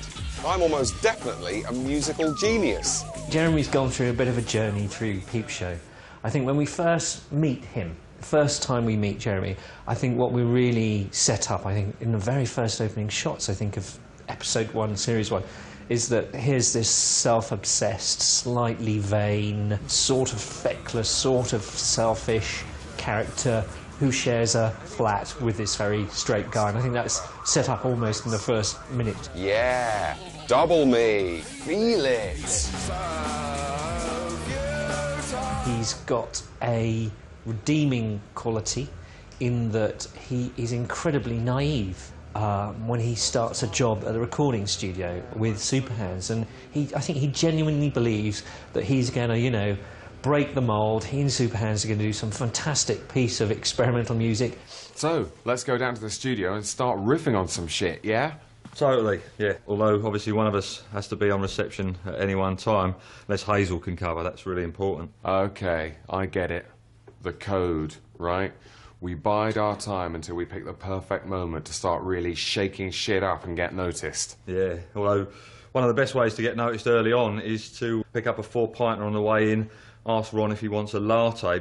He sort of genuinely believes, I think, somewhere, that he is a brilliant musician, even though also I think in his sort of real waking moments he knows, in his heart of hearts, he's not.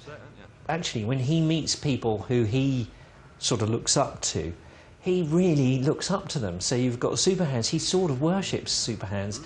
Another good example would be Gog, when he meets Gog, who he used to bully relentlessly at school. Can't believe I'm pitching to Gog. Hope he doesn't know it was me who did the shit in his mum's airing cupboard. Please like my music, you lanky wanker. Gog has made it, he's going to commission this music, and he sort of despises Gog, but he also admires him. So, about the track. Hey, you know what I fancy right now?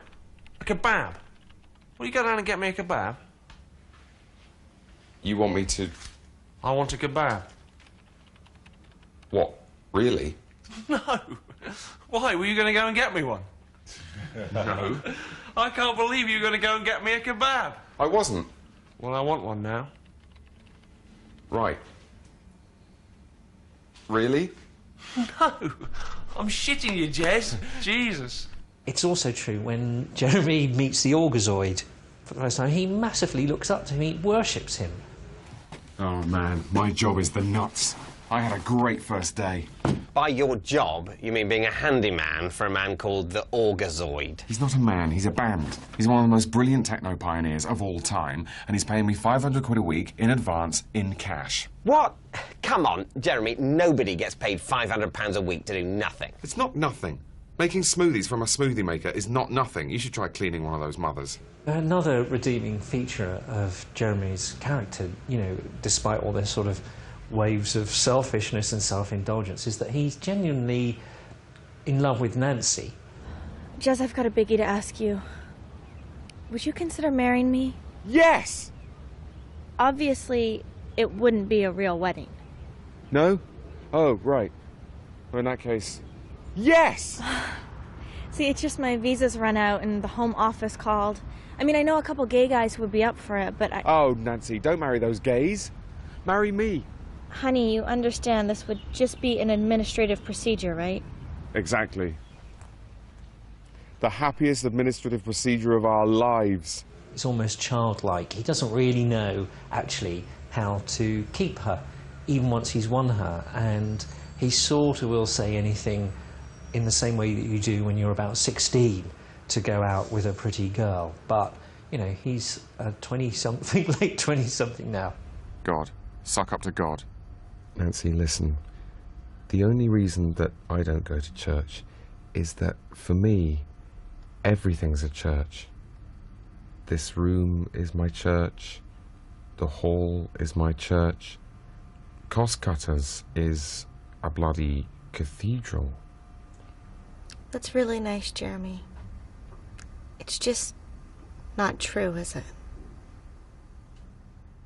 There's a moment that just sticks in my head for the whole time. She's Nim, Nim, fucking Nim.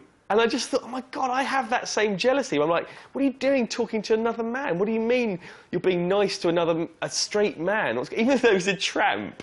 And I sort of think, oh God, I do that. Hey, where's Nim? Oh, Nim's gone. Where? But he's fine. Mark chucked him out. Jesus, Jeremy. Poor Nim. Where exactly is Nim? Oh, Nim, Nim, Nim, Nim, Nim. Fucking Nim. Look, if you love Nim so much, why don't you go and find him and screw him? And he's obviously, you know, he's delighted to be married to Nancy. And it's just that, and I think that, in a way, kind of colours series 3 and 4. Listen, Jez, there's something I've been meaning to tell you that I didn't want to tell you. Yeah?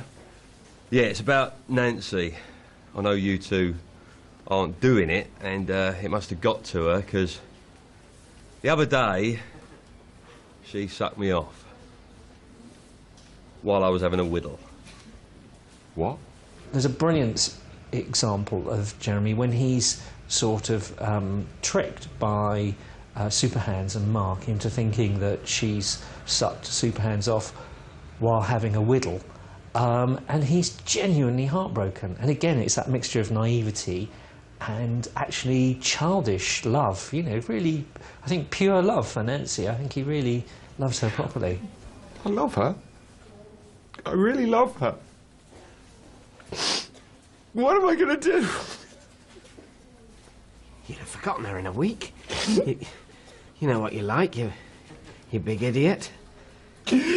Everything's turned from gold into shit.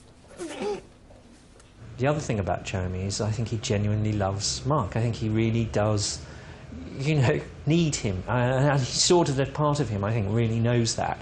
So when there's any moment where it looks like Mark is going to make his own way, he's going to go to Cardiff with Johnson. If I keep smiling, maybe he won't leave. Actually, this is a pretty cool place, isn't it? Chopsticks. These are a bit long for me, actually. He's cracked. Or he's going to stay at university with April. So, how long are you going to be down here for? 3 years? Well, that's how long undergraduate degrees are, last time I checked. So that's it? You're not coming back? Nope. So, what shall I do? You see Jeremy absolutely bereft. He's just, Mark's going to leave him, and he'll do anything to keep Mark. But I don't understand. There's moments when I think Jeremy really looks out for Mark, and he worries about when Mark gets mugged. Give us your phone, give us your wallet. Come on, before we fucking do you. Do me? Are they going to rape me? Or kill me? Now piss off. Oh, this really takes the biscuit. Faster. I thought it was at least the muggers who had to run off. The victim flees. Faster! Oh, this really leaves a sour taste. He comes back to the flat, and I think Jeremy's really genuinely concerned, and he's trying to give him street advice, according to Jeremy. So, what happened? Did they pull a knife? No, not a knife. Jesus, a shooter? No, they didn't have a... There was 2 of them. They asked to borrow my phone, but they didn't really want to borrow it. No? No. Then they asked for my wallet. Mm-hmm.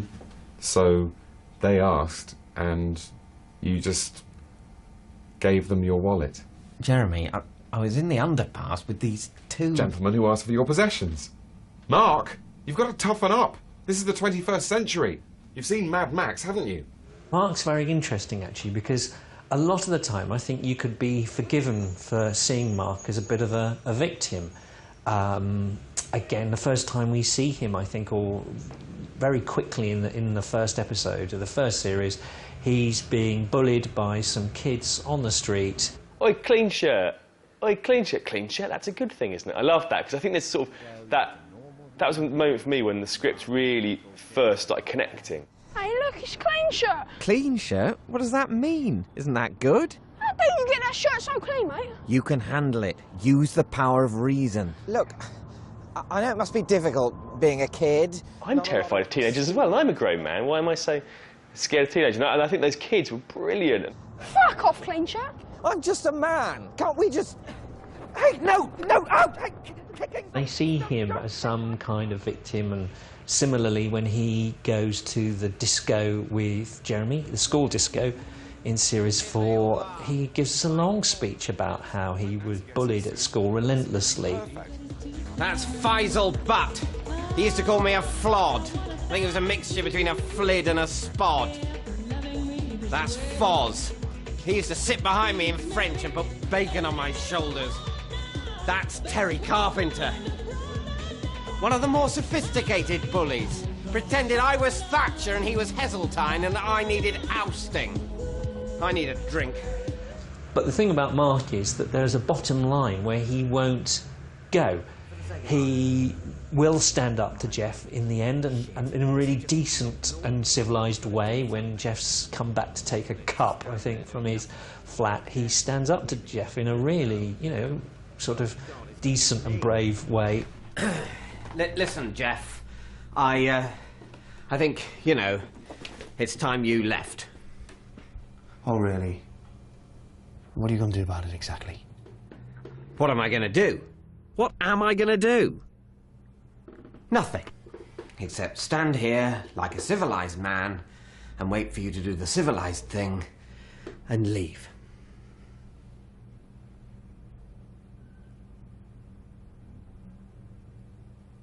Yeah, well, I'll just be getting some CDs out the bedroom.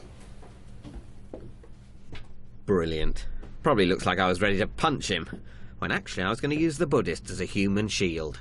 In the episode with Sally, where he meets Sally from school again. Shit! Hide! I'll just say I'm working here, cleaning. I can't hide. I'm not a good hider. He really takes a bullet for her at the end. He doesn't, you know, come out with the truth. He says, yes, I'm spying on your wife. He'll do the decent thing as well. There's a real decent core to Mark. Are you spying on my wife? Are you wanking over her? Yes. Yeah, that's what I'm doing. I'm spying on her and wanking over her. You really are a filthy little perv, aren't you? Uh-huh, I suppose so. Another great example would be Mark making a friend. He clearly doesn't have many friends apart from Jeremy. He makes a friend of this racist guy who's in the office. This is crazy. I should be working. I should be working, but I'm not. I see you! I'm Barnes Wallace, you're the Raw! And, you know, he desperately wants to be this guy's friend, but in the end, he's not going to be friends with a racist. And he has to do it in the Mark way, which is he can only tell him to his face when he's locked himself in a recording booth, which is a very Mark thing. But at the same time, he does the decent thing in the end, and, you know, he tells the guy to get lost. Yeah, but I thought we were on the same wavelength. You know, the sausage, the euro, Clarkson. There's a difference, Darryl. You can't hate people because of their ethnic background. Oh, right. Political correctness gone mad. No, I hate political correctness gone mad more than anyone. I don't want to teach the world to sing. That would be horrible. But slavery, the Holocaust, that's just not on. Whereas I Have a Dream, South Africa, Benetton, you've got to say, fair enough, yeah? Yeah. OK, no. Fair enough, you've taught me around. I have? Fuck off. The other side to Mark is that he's sort of hopelessly ambitious, and I think his ambitions lie far ahead of any of his talents, I suspect. Though you get the feeling that he's pretty competent in his job, and probably quite good at it, and probably secretly quite likes it. Let's strap on the nose bag and eat some serious work. But he admires Johnson so much, this sort of really, what I suspect, incompetent businessman who can talk the talk but doesn't do the walk. But, you know, Mark thinks he's marvellous. I'm going to be Charles, and you'll be my Camilla. I'm going to be Johnson's queen. If the public will accept me, I'm going to be Johnson's queen. He's sort of closely identifies himself with his job, massively. So when you get the episode where, you know, he's got to brainstorm some ideas and people come around his flat, he does it in the worst possible way, you know, this sort of stating that he's going to be an informal boss and then turning into a monster himself. First up, remember this is a brainstorm. I'm not judging, it's an ideas party. So before we start the pitter-patter of grey matter... That is a brilliant jokette. I'll go get the pizzas. Hot, cheesy pizza to max out your stomach acid.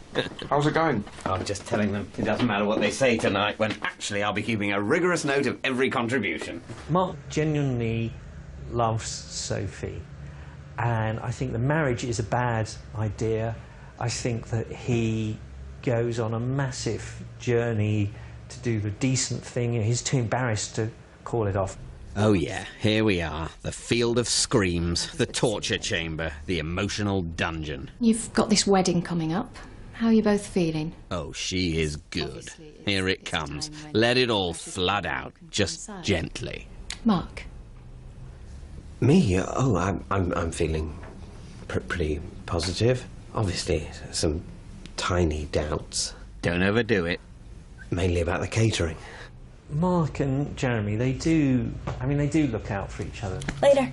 Particularly there's a moment at the end of Series 2 where Jeremy has now lost Nancy.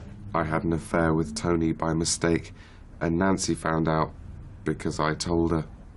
And sort of wants Mark to tell him what he wants to hear and not what is really gone on, and Mark does, and it's a very touching way that sort of almost families support each other. Do you think maybe if I plead and plead and plead, she'll forget all about it and things will go back to like before? Honestly? Quite honestly. Not brutally honestly. Then, yeah, absolutely. Cheers, mate. No problem, mate. When you're party to their thoughts, how selfish and horrible they are. But I really think if anyone really analysed everything that they thought during the day, they'd be quite surprised. If you had to write down everything, you got what a cesspit of self-absorbed, selfish thoughts we all have, which of course we don't act on, and perhaps that's the difference, is that Mark and Jeremy often do think it and then act on it. But I think they hold a mirror up to us all, I think. I think it's pretty, you know, they're not a million miles away from all of us.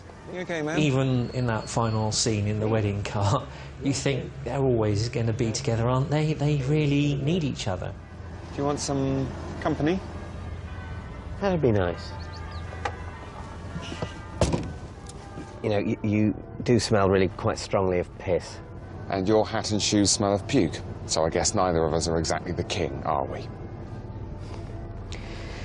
So, what now? Back to the flat? Drive on! So, Nancy, did she not show up? No, she did.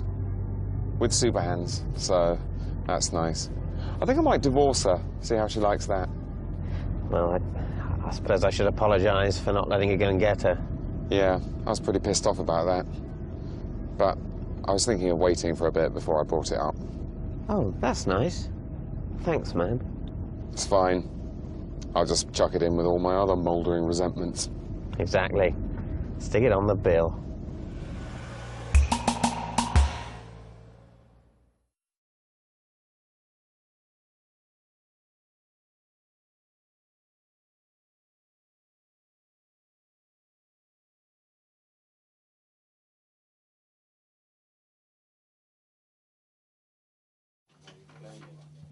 Well, the acting to camera thing is, it just takes a lot of practice, and you know, if you haven't done it for a year, then you go and you sort of remember, and you go, oh, it's this thing again, and you remember it is quite hard because you want to act with a human, not a sort of big, dark, starey hole. So it's So it's tricky, but you know, we're sort of veterans now.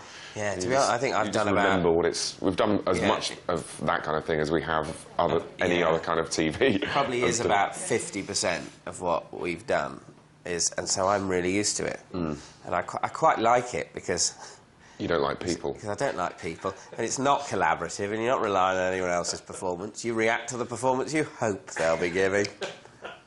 But no, it is. You're on your own in your own shot, and whether you're saying the lines or reacting, you kind of you're doing your own ideas, and I do quite like that. But I have to tell myself when I'm then acting with someone I can actually see to take into account what they're doing.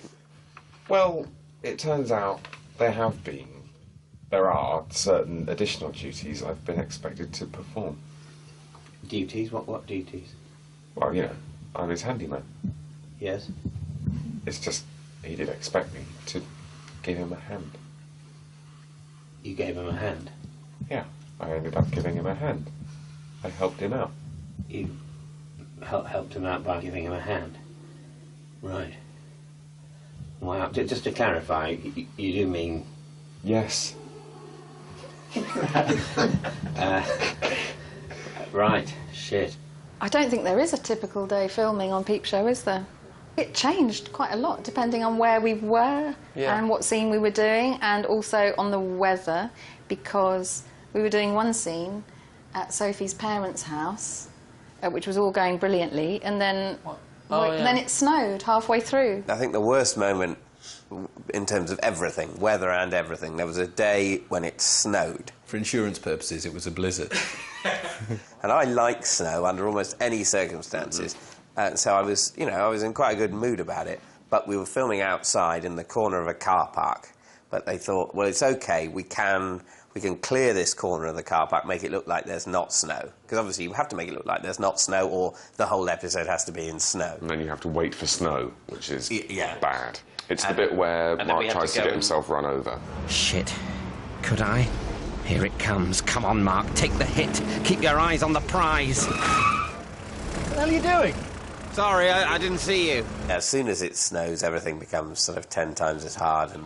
Very serious. And you've got to clear the snow from all the shots. It's just hard work, really. Everyone's cold and in a really bad mood, and so, I mean, yeah, there's no time to mess about. Right, Christopher. That's warm.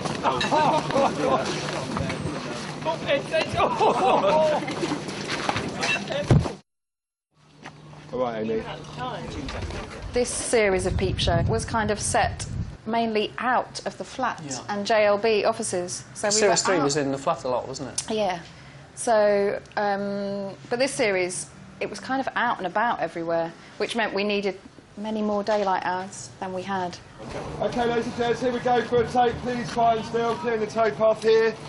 Clear at tech face, thank you, and turning over. Turn in. All that night stuff by the canal, most of it was the last night of the shoot, which was the night of the lunar eclipse. It was, yes. And so... You have to avoid filming the lunar eclipse, otherwise you've established this is the scene where the lunar eclipse happens, and then you have to wait until the next lunar eclipse in 2 or 3 years' time. Good point. To go back and get it. Thanks. Setting up for another rehearsal, ladies and gents. Thank you. Everybody either has to clear that way or clear over to the top of the bridge. Thank you very much indeed. I remember that night being the last night when and we only had a couple more setups to do. Please, just from Mark's line, please. I'm going to read Roy Jenkins on Winston Churchill. OK, David?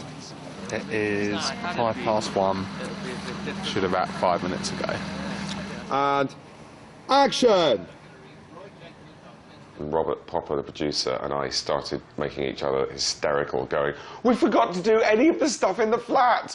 We've got to do it now! We've got to finish this, and then go back to Neasden and rebuild the set! We've got to do all that tonight!" And we were shouting that at each other, and it sort of cheered us up. I'll tell you what I'm wearing.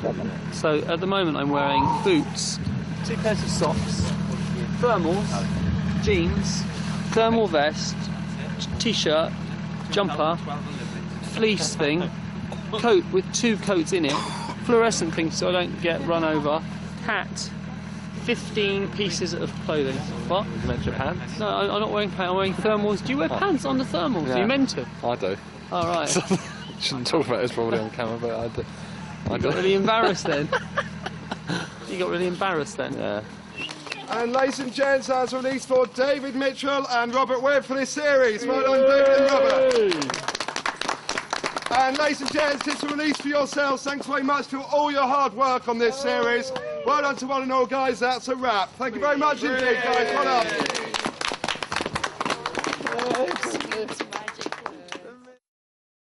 My favourite moment on Peep Show so far. Thing of the past, mate. Aside from lunch. Probably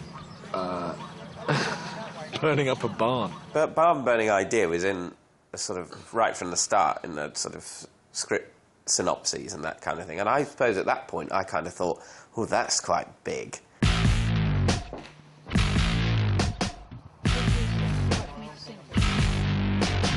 For us, it was like The Matrix, really. I mean, normally a kind of big deal in Peep Show is somebody, you know, drops a thing from a table or whatever. I could think of a better example. Well, there's, you know, there's a bit like of low-level violence, yeah, pepper spray, Yeah, that kind of thing. spraying. But burning down a building.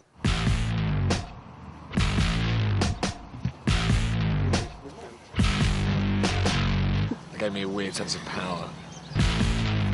So I think, what else can I burn?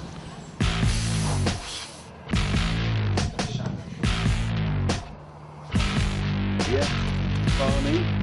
What we're going to do is the man's going to throw the petrol bomb, but it won't have real petrol in, into the barn, and then there's gas pipes and things in there, and they'll press a button, and hopefully the barn should start going on fire.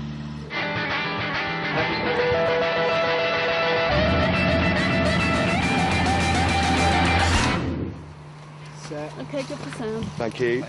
And we are set. Quiet, please. And action! There it is. Dan's barn. Or you could just post something negative on the internet or plaque it at the post office. That would send out a pretty horrible message. This is the law of the jungle.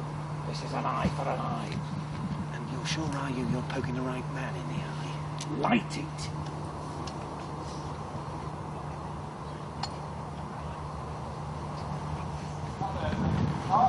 Is it a real barn? It's the front of a barn. That is all frontage and no roof. And there's like real electric lights in there and stuff like that, which will blow up. We get precisely one go. On this, once we start this, unless before the bottle goes in and we shout cut, Yeah. once the bottle goes in and that ignites, Yeah. we keep everything rolling Yeah. until I shout, until we cut it. Yeah. When we cut it, that is the point that the gas goes off and the firemen come in. Yeah, okay. fine. Ladies and gents, let's stand by, please, for a take. Anybody who doesn't need to be in this area, we can clear now. Now, thank you. Now. Anyone else a bit frightened? No. It's getting tenser and tenser, and there's that big. They've got a big thing there ready to burn, and it was a big deal. I was calling up all through the night saying, "Have you burnt the barn? Have you burnt the barn?" Stand by, please, for a take. Turning over cameras A and B. Loud sets, please, guys. Quiet and still, please. We are turning. 5, 4, 3, take 1, cameras A and B. Aaron. Here we go. Quiet, please, and action!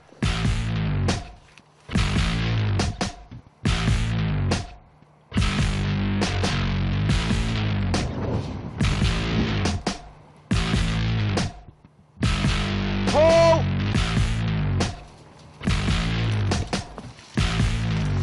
Perfect. Yeah. There was a lot of fire. Yeah, But it looked fantastic. It was an incredibly long night. And it was a Friday night, so everyone else, because David and I stupidly were filming something else the next day, everyone else had a day off. So everyone was kind of, okay, well, it is kind of 9:45, but still, you know, at least it's the weekend tomorrow. And we were kind of, oh, God. It ran over 2 hours, which I think is a record. Okay, that's a cut. That's a cut. Thank you, Kim and Gaff. Top job, guys. Well done.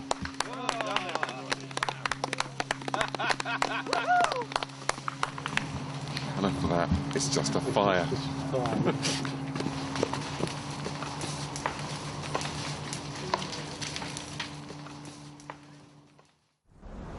There it is. Dan's barn. Or you could just post something negative on the internet or blank him in the post office. That would send out a pretty horrible message. This is the law of the jungle. This is an eye for an eye. And you're sure you're poking the right man in the eye? Light it. Well, this is not what I expected. You think you'll be playing Simpsons Monopoly, and you end up an arsonist. Still, at least it's not me he's trying to incinerate. What was all that about? Trying to get him to poke me in the eye? Let him poke Dan in the eye. Right, so instead of you facing up to your responsibilities, poor old Dan's going to wake up with his barn burnt, saying goodbye to his no-claims bonus. Look, stop moaning. We're out with a man who owns guns. You're chucking his daughter, and I've screwed his wife. Tonight is going, if a bit weird, extremely fucking well for us. I suppose you're right. Plus, maybe burning stuff is not normal, but less of a big deal out here than it is in a major conurbation. Exactly. I nick your milk, you burn my barn. Like scrumping for apples. That'll teach him to put his dick where it's not wanted. Yeah, take that, Barney.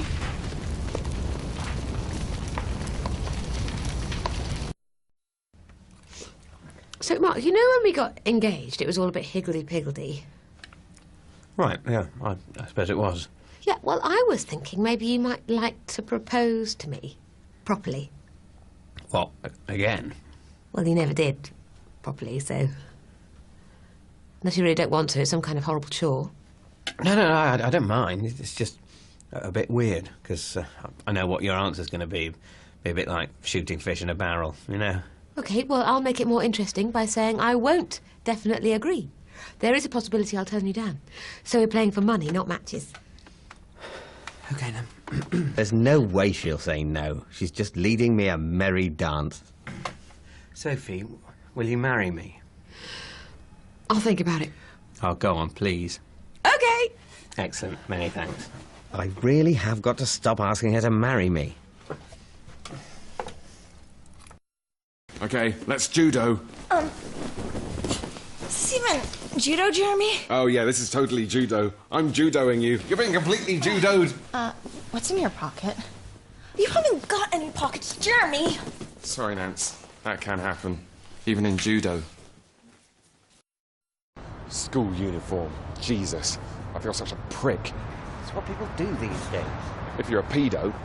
No, Jeremy, everyone has to wear it, so it's not... It is a bit pedo. Look, it's perfectly natural for a 15-year-old boy to be attracted to a 15-year-old girl, Jeremy. And is it perfectly natural for a 31-year-old man to be attracted to a 31-year-old woman dressed up as a 15-year-old girl? Yes, shut up. Right, so me, hat and shoes, you, speech. Let Subhans keep retching to his chundering fresh air. Meet back in 20 minutes max, OK? OK, or, Mark, how about, just an idea, we make a total break for it. Just go, break free. We could reject society, go to Venezuela and start up a turkey farm. You've mentioned this before. Why exactly are you so keen on going to Venezuela to start a turkey farm? Even if it was successful, which I very much doubt, Chavez would probably just nationalise it anyway. You're really going to do this, aren't you, you maniac? You're actually going to marry Sophie and leave me on my own. I can't believe you're coming all the way back to the scene of the crime for a dog-eared book. It's a signed first edition. And just so you know, if Russell expects certain favours in exchange for its return, I'll be happy to turn a blind eye. Oh, lovely. That's great. To get back your humorous paperback, I have to go back to my life in sex traffic. But that's fine by you. All right, Russell, how's it going? We just happened to be passing and we wondered if you'd found a... I'm not interested in talking to you, Jeremy. Not after this. But I didn't do that. Sure. Sure you didn't. You're pathetic, you know that. Shit, Foz! I think you guys better fuck off. Hans? Not very professional, mate. Not very professional at all.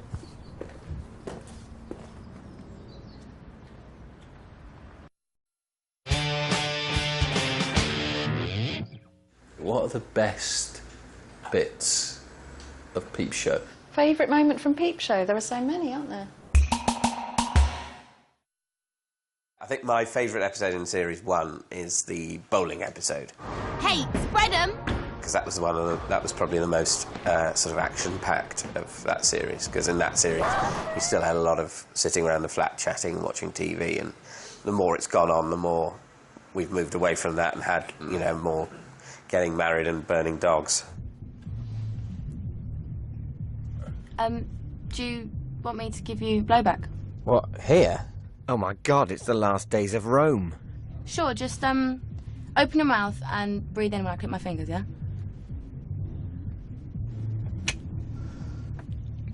Wow! I've been initiated. I am a drug user. Fuck the police!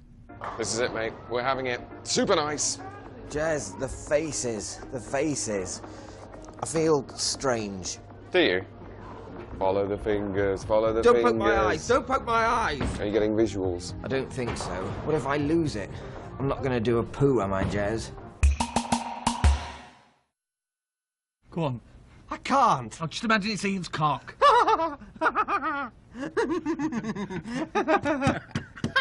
I've got a friend. I've made a friend. Maybe there's nothing wrong with me and I'm just a normal human being. Oh, the racist episode, which is just unbelievably written. They're just such good writers. Oh, hell, I probably shouldn't have done that, should I? My prints will be all over it now. Yeah, well, it's very embarrassing. And since Ian Kraus is of German extraction, it has to be treated as a racial incident. Ian's a racial incident? But why? Oh, come on, Mark. Germans. Sausages. Do I have to spell it out? The sausage-munching Bosch. Fritz, the bratwurst guzzler. Of course. Horrible.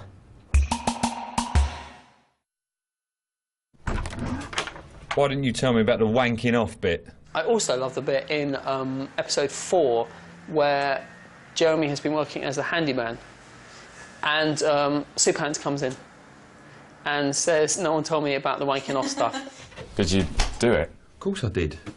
How do you think I got these trainers? What's going on? Who's wanking who off? Jeremy's been wanking off this bloke for cash. No, I haven't. It's not. Jeremy, that is so you. I always knew you'd end up doing something like that. His performance was just, that got me. Yep. That was nice. Yeah. It was a nice moment. It was nice. Wow, what the hell are you doing here? Sorry, you're obviously a student. You're doing history too? Yeah. Wow. Who's your tutor? Professor Netball Kaiser Soze McLeish. Mark, you know, meets someone really sweet, and the only thing that's wrong with their relationship is that he's lied from the start. And you kind of think they could, you know, it's totally doomed. He has to walk away from it, but, so, you know, that's what happiness would look like to him. Hi, Sophie. It's Mark here. Sorry to call so late. I just wanted to leave you a message to remind you to print out the proposal docs for the big meet tomorrow at 5 p.m. Anyway, I'm just down in Dartmouth at the moment with a lovely young student girl. Things are going pretty well. I just made the move, which went brilliantly, and so now we're probably going to go to bed. Anyway, see you tomorrow. Bye.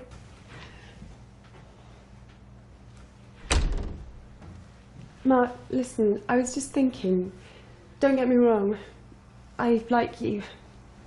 I think I really like you. And I really like you. It's just, it's late. I've had a few wines. I can hardly focus on the bog roll, you know? Let's do this another night. Another night? That'd be fine if I hadn't lied about everything except my name. No, it's got to be... It should be tonight. Yeah, but we've both got to get up early. We're in Babylon at 9. Let's...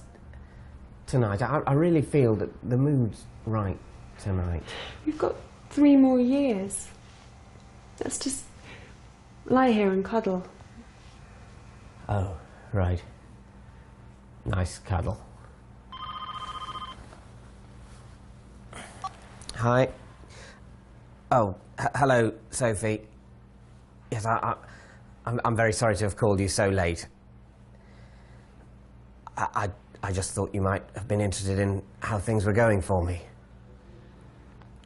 But you're not.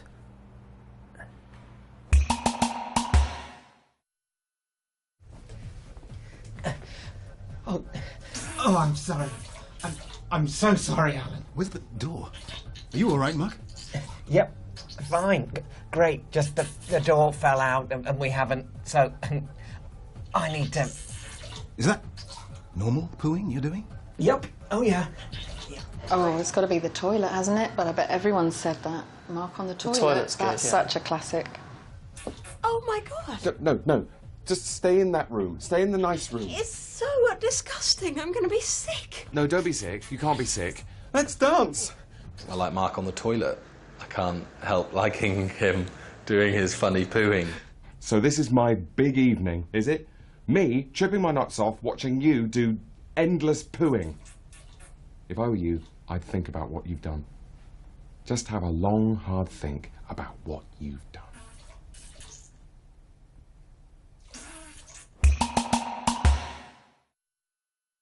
And I love Mark, Jeremy and Superhands going round to Gog's flat and beating him up. We're not going to hurt him, are we? You want your money back, don't you? He's refusing to pay up, Mark. He's refusing to like the track. I told you should have had a proper contract. How are you feeling, Superhands? Fine, totally fine. You've kicked the crack? No. Except now bang a load of Valium up my arsehole for the come down. What's this? Cover. In case the cops turn up. Just a bunch of mates playing a lovely game of baseball. Oh, Jeremy. Right, so what, you've had more thoughts about the track? Yeah, we have actually. Okay, great. Yeah, we thought we might smash your brains in with a baseball bat. I'm sorry, I'm so sorry. See, we want our money and we're feeling a little bit clumsy. Whoops. Look, Jeremy, I've told you. It's out of my hands now. The Honda people are very hard to please. Oh, Honda. Fuck Honda. Nice packet of crunchy nut you got here. Pretty expensive, as I recall. Not so rich and successful now with a piece of wood in your face, hmm? Oi, cheers. Look, Jeremy, we can come back again. He's got the message. You're going to pay, aren't you? No. All right, then, we've got our answer. Let's go. You've got to hurt him on principle. Hit him in the fucking back, Jez. Why do I have to? Why don't you do it? Punch him with the glove. Punch it? I can't even make a fist. This is the whole point about contract law. The whole point of a contract is to make sure this kind of thing never happens. And I love Collie coming down the stairs to Happy Birthday. It's Sophie, everybody. It's Sophie. Sophie! When we were discussing it really early on, you know, Jessie said, or Sam said, when you go to other people's families and they have these things, and you just go, what's that? But you sort of know your own family's probably got the equivalent. Happy birthday, happy birthday. Happy birthday, happy birthday. The whole idea of Sophie having all these party rituals, like the hat and coming down the stairs and the music, is based on what a friend of mine told me about themselves.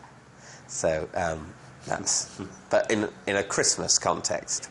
So that was just changed to a birthday thing. Happy birthday, sweetheart. Oh, thanks, Dad. God, this old thing. I think the part that felt funniest while we were actually shooting it was me running after the car and the car pulling away, and that felt immediately, this is obviously a joke that will work. Hey! See how much money you earned this week. Give it back, Jeremy. Oops! Butterfingers! That was also a lot of fun to do, because, certainly from my point of view, it's really worrying how infectious kind of bullying laughter can be. Don't be a dick. You don't get it. What if the lions eat me? The lions aren't going to eat you, Mark. Just nip and get it. You should go and get it. I'm not going to get it. Why should I have to bloody get it? Oh, come on, Mark. Just get it. Get it. Get it. Get it. Get it. Get it. Get it. Get it. Get it. Get it. Get it. Fucking hell. Me and Jay were just really, really laughing, and we weren't quite sure how much we were acting anymore. It was just such a mean thing to do, but it was horribly fun. Jeremy's literally thrown me to the bloody lions. What's next? Crucifixion? Is he going to have me actually nailed onto a cross? Oh, you bloody bastard! Stop! Let me in! You bloody bastard! fucking hell! He's got mummy! He's brought a dead dog into my pitch, the stupid bastard! The dog eating thing is probably my favourite of the series, just because you get to such an extreme thing where somebody is eating the remains of a burnt, dead pet. What's in the bag? Oh, Mark and I had a barbecue. Oh, barbecue. Yum. Have you got any left? Eating the dog. Oh yeah, I think that's the was classic. fantastic. That obviously, I think that was Robert's face. I think his acting was, there was so much jeopardy. I think that was a really, that was like quite hard to film. We were laughing a lot at that. Yeah. I thought that And was. we only had 5 dog legs. Yeah. Well, they were big turkey There's legs. cat legs. There's a big cat. That was a turkey. It's a big turkey. It looks weird. What's going on, Jeremy? Nothing. It's just turkey. Look. See? Just undercooked, disgusting turkey. What's that on it? Oh, there's hairs on it, Jeremy.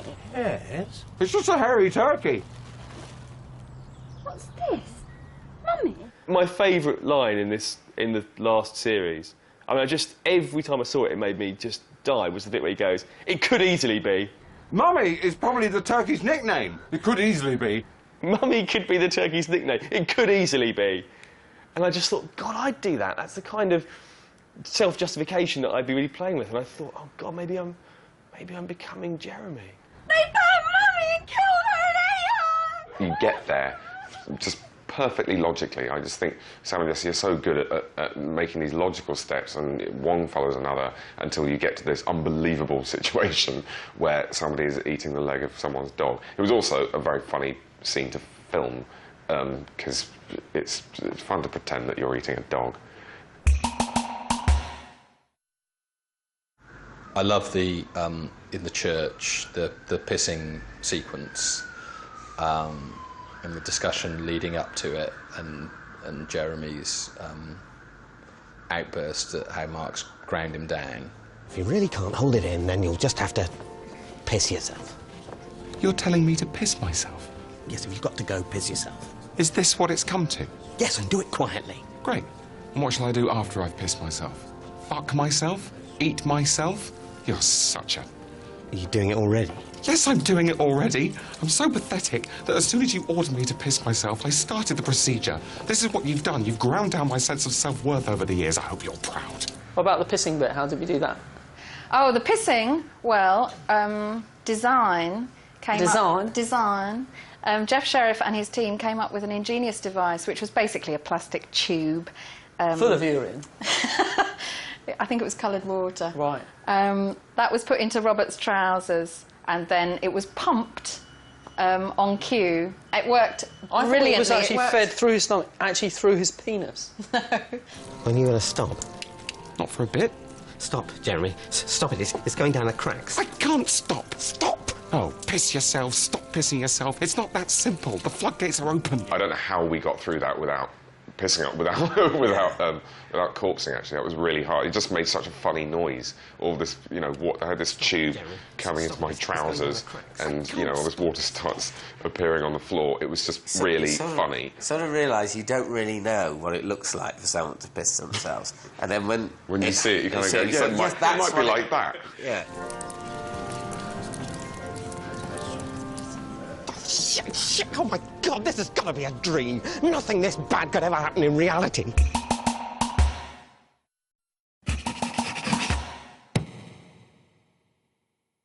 We collaborate from the beginning on writing all our episodes, so we do all the brainstorming together of what might go into our different episodes. It's a zinger. Carry on doing it all through the stage of coming up with a scene by scene, which even includes bits of dialogue together. And then we go off, and once we've got a scene by scene, and write them separately, and then start cross-editing each other's episodes. And by the end, there isn't really a whose episode is whose. They've all been cross-edited so much. We do get our ideas from ourselves, but also from anecdotes. I had a personality test. Interior New Wellness Centre, cubicle. And it was kind of similar to what happened to Jeremy in the New Wellness Centre. And you went in thinking that you were the big man researching. Exactly. I went in researching, thinking, I'm going to take the piss out of these idiots, and ended up feeling quite emotionally bruised. I thought I knew what I was doing with my life, but I haven't got a fucking clue. So that was the inspiration for that story. So we've sort of subsumed our friendship into a massive amount of time working. Exactly. That becomes part of the friendship, to the point that there is no other friendship. And then if we don't see each other for a while, like when we take a holiday, I think we're always incredibly keen to get on the phone and, like, apart from anything else, discuss all the new shows that have been on TV and a lot of, you know, I mean, all the other things that friends would do. But particularly, you know, we share this interest in TV and comedies. What do you think? I think it's good. We do our first read-through of all 6 episodes, say 2 months or a month and a half. At least a month before rehearsal. Yeah, a month before rehearsal begins. All the time while we're on tour, you will need to shut up, right? And it's quite chilling and quite thrilling. It's an industry term. It means that someone might want to fuck it. It's weird, you know, you write loads of drafts, but you never really know how good the script is until you hear it read by the actors. It's just a weird thing that always holds true. She's teaching me how to do sex properly for the first time, Jez. It's never happened before, and I can't see it happening again. Bollocks, of course he will. There's loads of desperate women out there. More every year. So the sooner we hear and read, the better. Hans is the star. Jeremy's a second stringer. Let's fuck him. That's our dick. That's Jeremy's arsehole. We're fucking him. No, we don't have a shared dick. Not yet, anyway. It's very stressful and it's great because Dave and Rob are remarkable at making it all come to life pretty much straight away.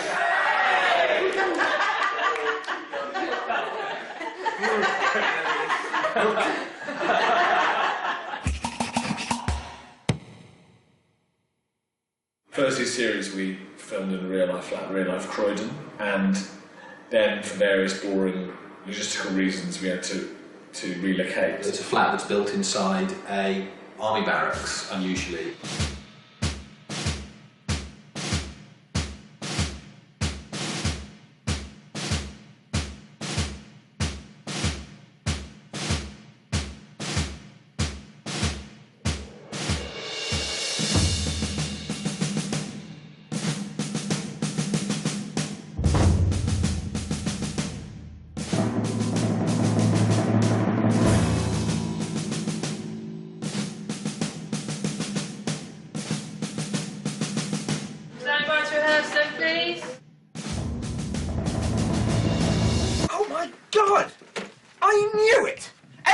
Secretly having sex behind my back. Obviously we like to have big comedy set pieces in the show, you know, because that's funny, but you always have to make sure that you know exactly why everyone in the scene is doing what they're doing.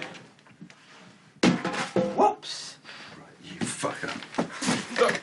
The logic has to be sort of watertight, and that does sometimes take a bit of work. Meaningless object of attachment! It's HD ready! It's HD ready!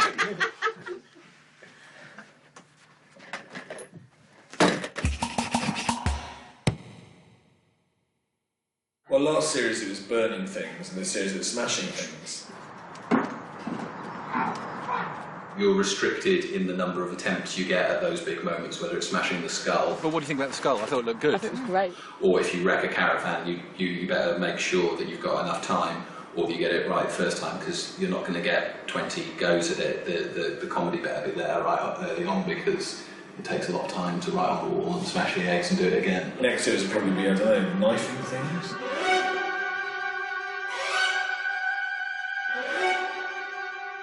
Got Sam's wellies on today. If things start going wrong in those situations, then everyone gets pissed off. But basically, you know, film crews are quite good at doing that stuff. They've all got nice warm coats and they know what they're doing. And as long as it doesn't look like you're going to overrun massively, there is a certain sort of wartime spirit that kicks in, and everyone's a bit like, oh fuck it, who cares? You know, this will be fine. Yeah, let's put some boot warmers in and have a cup of tea. It's making me feel better. I don't want to be drier as long as the rest of the world is wet. We moved about 6 tents. Loads fell down last night. All the fencing fell down, and part of the marquee and the little gazebo. So we've had to just move them all. We're going to not shoot in here today. We're going to shoot in the caravan, and then we'll just knock on tomorrow, and hopefully the weather will be better and things won't blow away. And I'm just assessing the situation on that. That's, I'll give you a shout on that in a moment.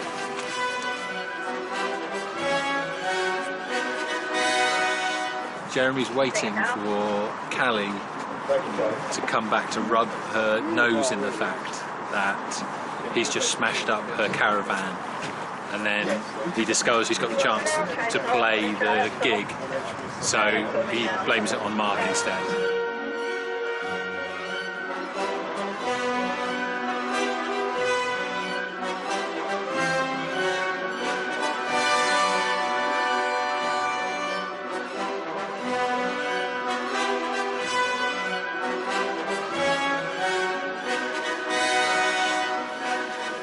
We work very closely with Becky, right? And we have done over the last 2 series, and I think it's really quite a good relationship now, where we really respect everything she thinks about the show. It's good either way, to be honest. It's nicer seeing up that way. You know, from the writing to the characterisation and the acting. No, it looked really good. It was very funny. Yeah, and she's got that great thing of the director of she's self-confident, so she knows that if we have an idea, she can listen to it. Cut. Cut. I feel like he could go for even more, just because I'm worried, because he's going to quickly go into, I'm going to smash up the flat. So I think maybe it's like 1,000 thoughts at once. I need to talk to Callie, I've got to talk to Callie, Yeah. try and talk around. Yeah. Like a little boy, like he's really, going yeah, more mental. So who knows? Who the fuck even cares? Exactly. Sort of. Well done. Very good.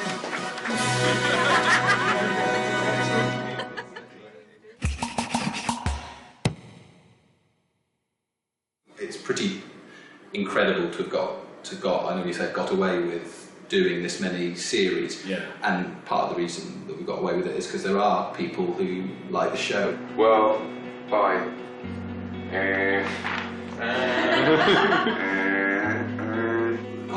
You know, probably you shouldn't go and look at what people are writing, because eventually they'll probably not like you and you'll be unhappy. But it is quite interesting to see what people say who like the show a lot, because it's very, very gratifying. I've got some news. Big news.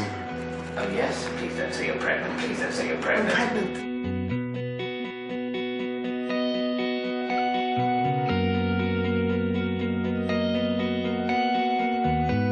To see people like one show as much as that, it's really incredibly nice and touching, and also still feels slightly unreal, because you don't know who all those people are.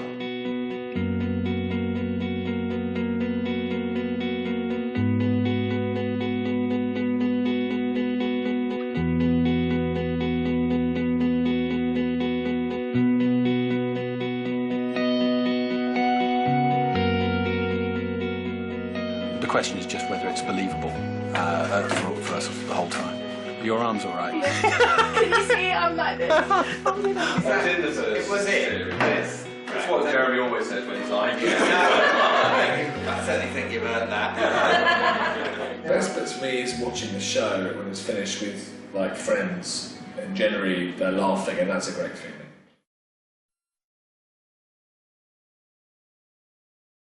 Oh, this is the life, running on empty. This is what Kerouac and Gandhi and Hugh Fernley Whittingstall and all those great guys are on about.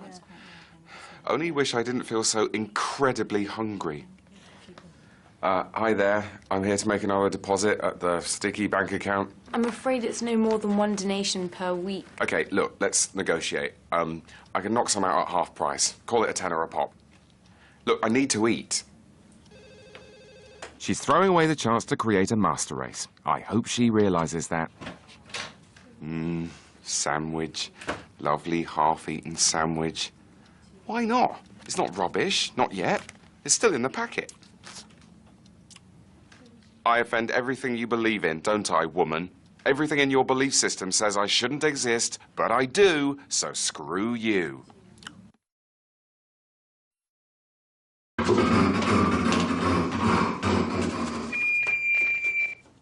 Thank you. And now I want all the ladies in the house on this side of the imaginary line to say, "Oh yeah!"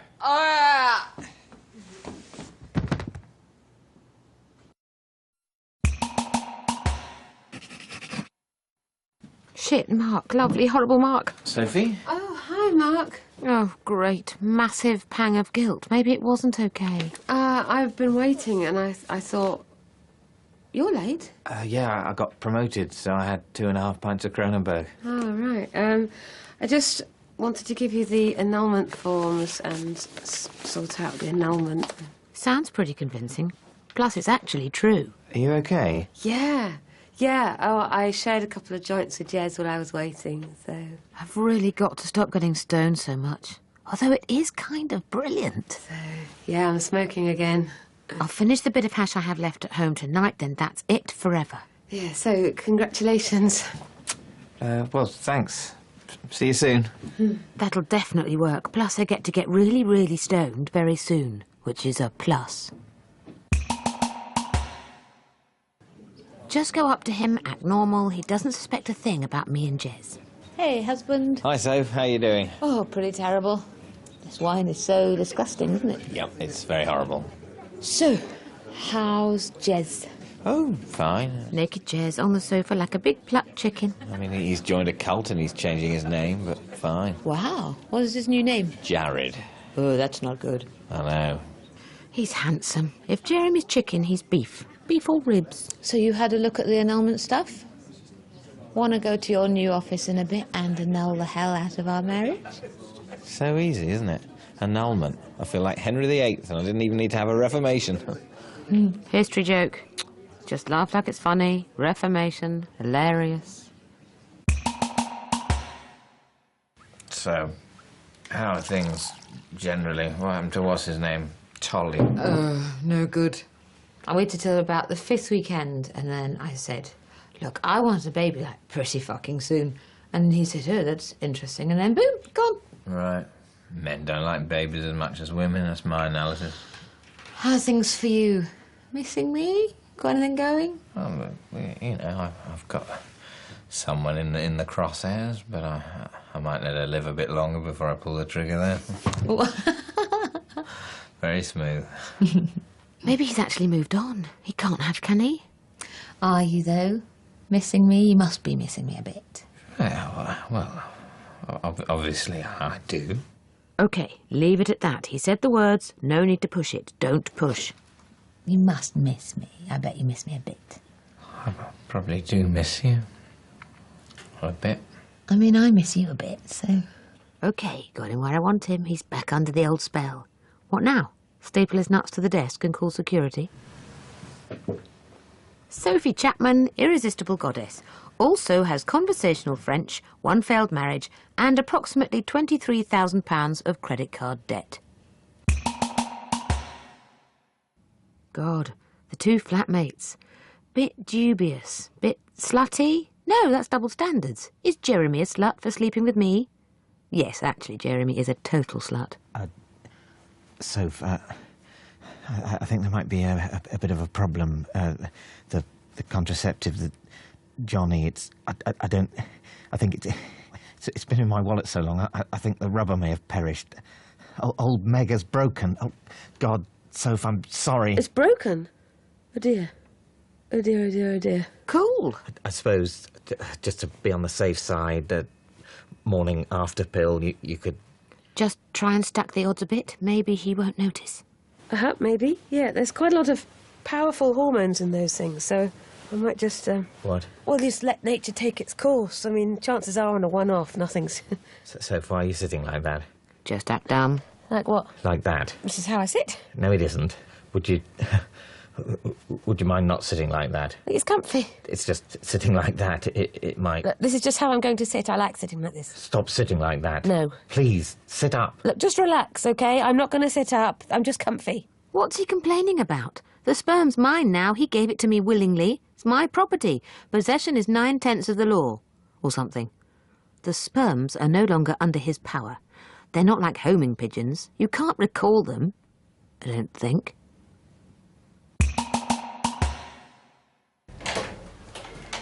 You wanted to see me? Yes, take a seat. He's probably going to bollock me for that terrible report I wrote that wasn't even a page long. Well, the pregnancy piss is all over that. Ooh, it's old friend. Yes, still broken. Stupid chair. So, yes, there's something I want... Well, I don't want, but I've got to tell you. Yes, and I've actually, I've got some news. Big news. Oh, yes? I'm pregnant. Right. You're pregnant. Of course. I did 3 home tests last night and they were all positive. Right, only 3? Look, I know neither of us planned this, but it's happened, and I want a baby. He's distracted. I'm telling him he's going to be a dad and he's looking at Lisa's tits or something. So what was your news? Well, have you ever considered, you know, redundancy? Voluntary redundancy? No. Have you ever considered involuntary redundancy? You're firing me. Well, no, I mean, I've been asked to fire you, but that doesn't necessarily mean... Oh, great, yeah, that's perfect. It's just what I need. I've just found out I'm pregnant now. I'm losing my fucking job. Oh, Mark, I don't think I'm going to be able to cope with this. Oh, he is not getting away with this. Oh, no. No way. I mean, redundancy would be nice, and I hate this job, but I am not getting fired. He is not going to jilt me and then fire me. No way. Sorry. He's going to get hit by some serious tear action. Yeah. Can you handle this, Mr. Corrigan? Look, Sophie, I'm not going to fire you. We'll sort something out. I'll fire someone else. Paul, he's a pain in the arse. That'd be nice. Yeah, bye-bye, Paul. Let Paul take the bullet. That'll teach him to eat my last Pop-Tart. I just want to say that I'll be there for you. I'm going to look after you, and I'll open an icer for the baby, and I'll cook your meals and wash your clothes, and I'll start driving lessons, and if you want, I'll move in with you. Really? Would you do that? Absolutely. Wow, he's nice. He's so nice. Maybe this is all for the best. Maybe he's the one. That'd be great. I mean, if you want to be there and help out, I mean, why not? He definitely isn't the one. We don't love each other. He jilted me at the altar, and in a way I sort of hate him more than anyone else alive. But he can do the administrative side of raising a child, the paperwork and admonishments. So, yeah, Jez. Jared. Before you head off to the centre and everything, I wanted to have a quick chat with you. You're not trying to deprogram me, are you? Has Mark sent you? No, not at all. No, it's actually something else. You remember that time when I came over last month to give Mark the annulment papers? What, when we did the thing that we shouldn't have done, but which at the time, for a while, we really, really wanted to do? Yeah. Yeah. I don't feel great about that. I don't really want to do that again. No, nor me. No, it's just, you know, I went to the clinic and I'm... Knocked up with Mark's kid. Pregnant, yeah. Well, it turns out the dates might be a bit wrong for what I thought, so... So, what? It's not going to get born old or young? But they come young anyway, so... No, I got the dates a bit wrong, so... Oh, you're fucking kidding. Oh, no. No.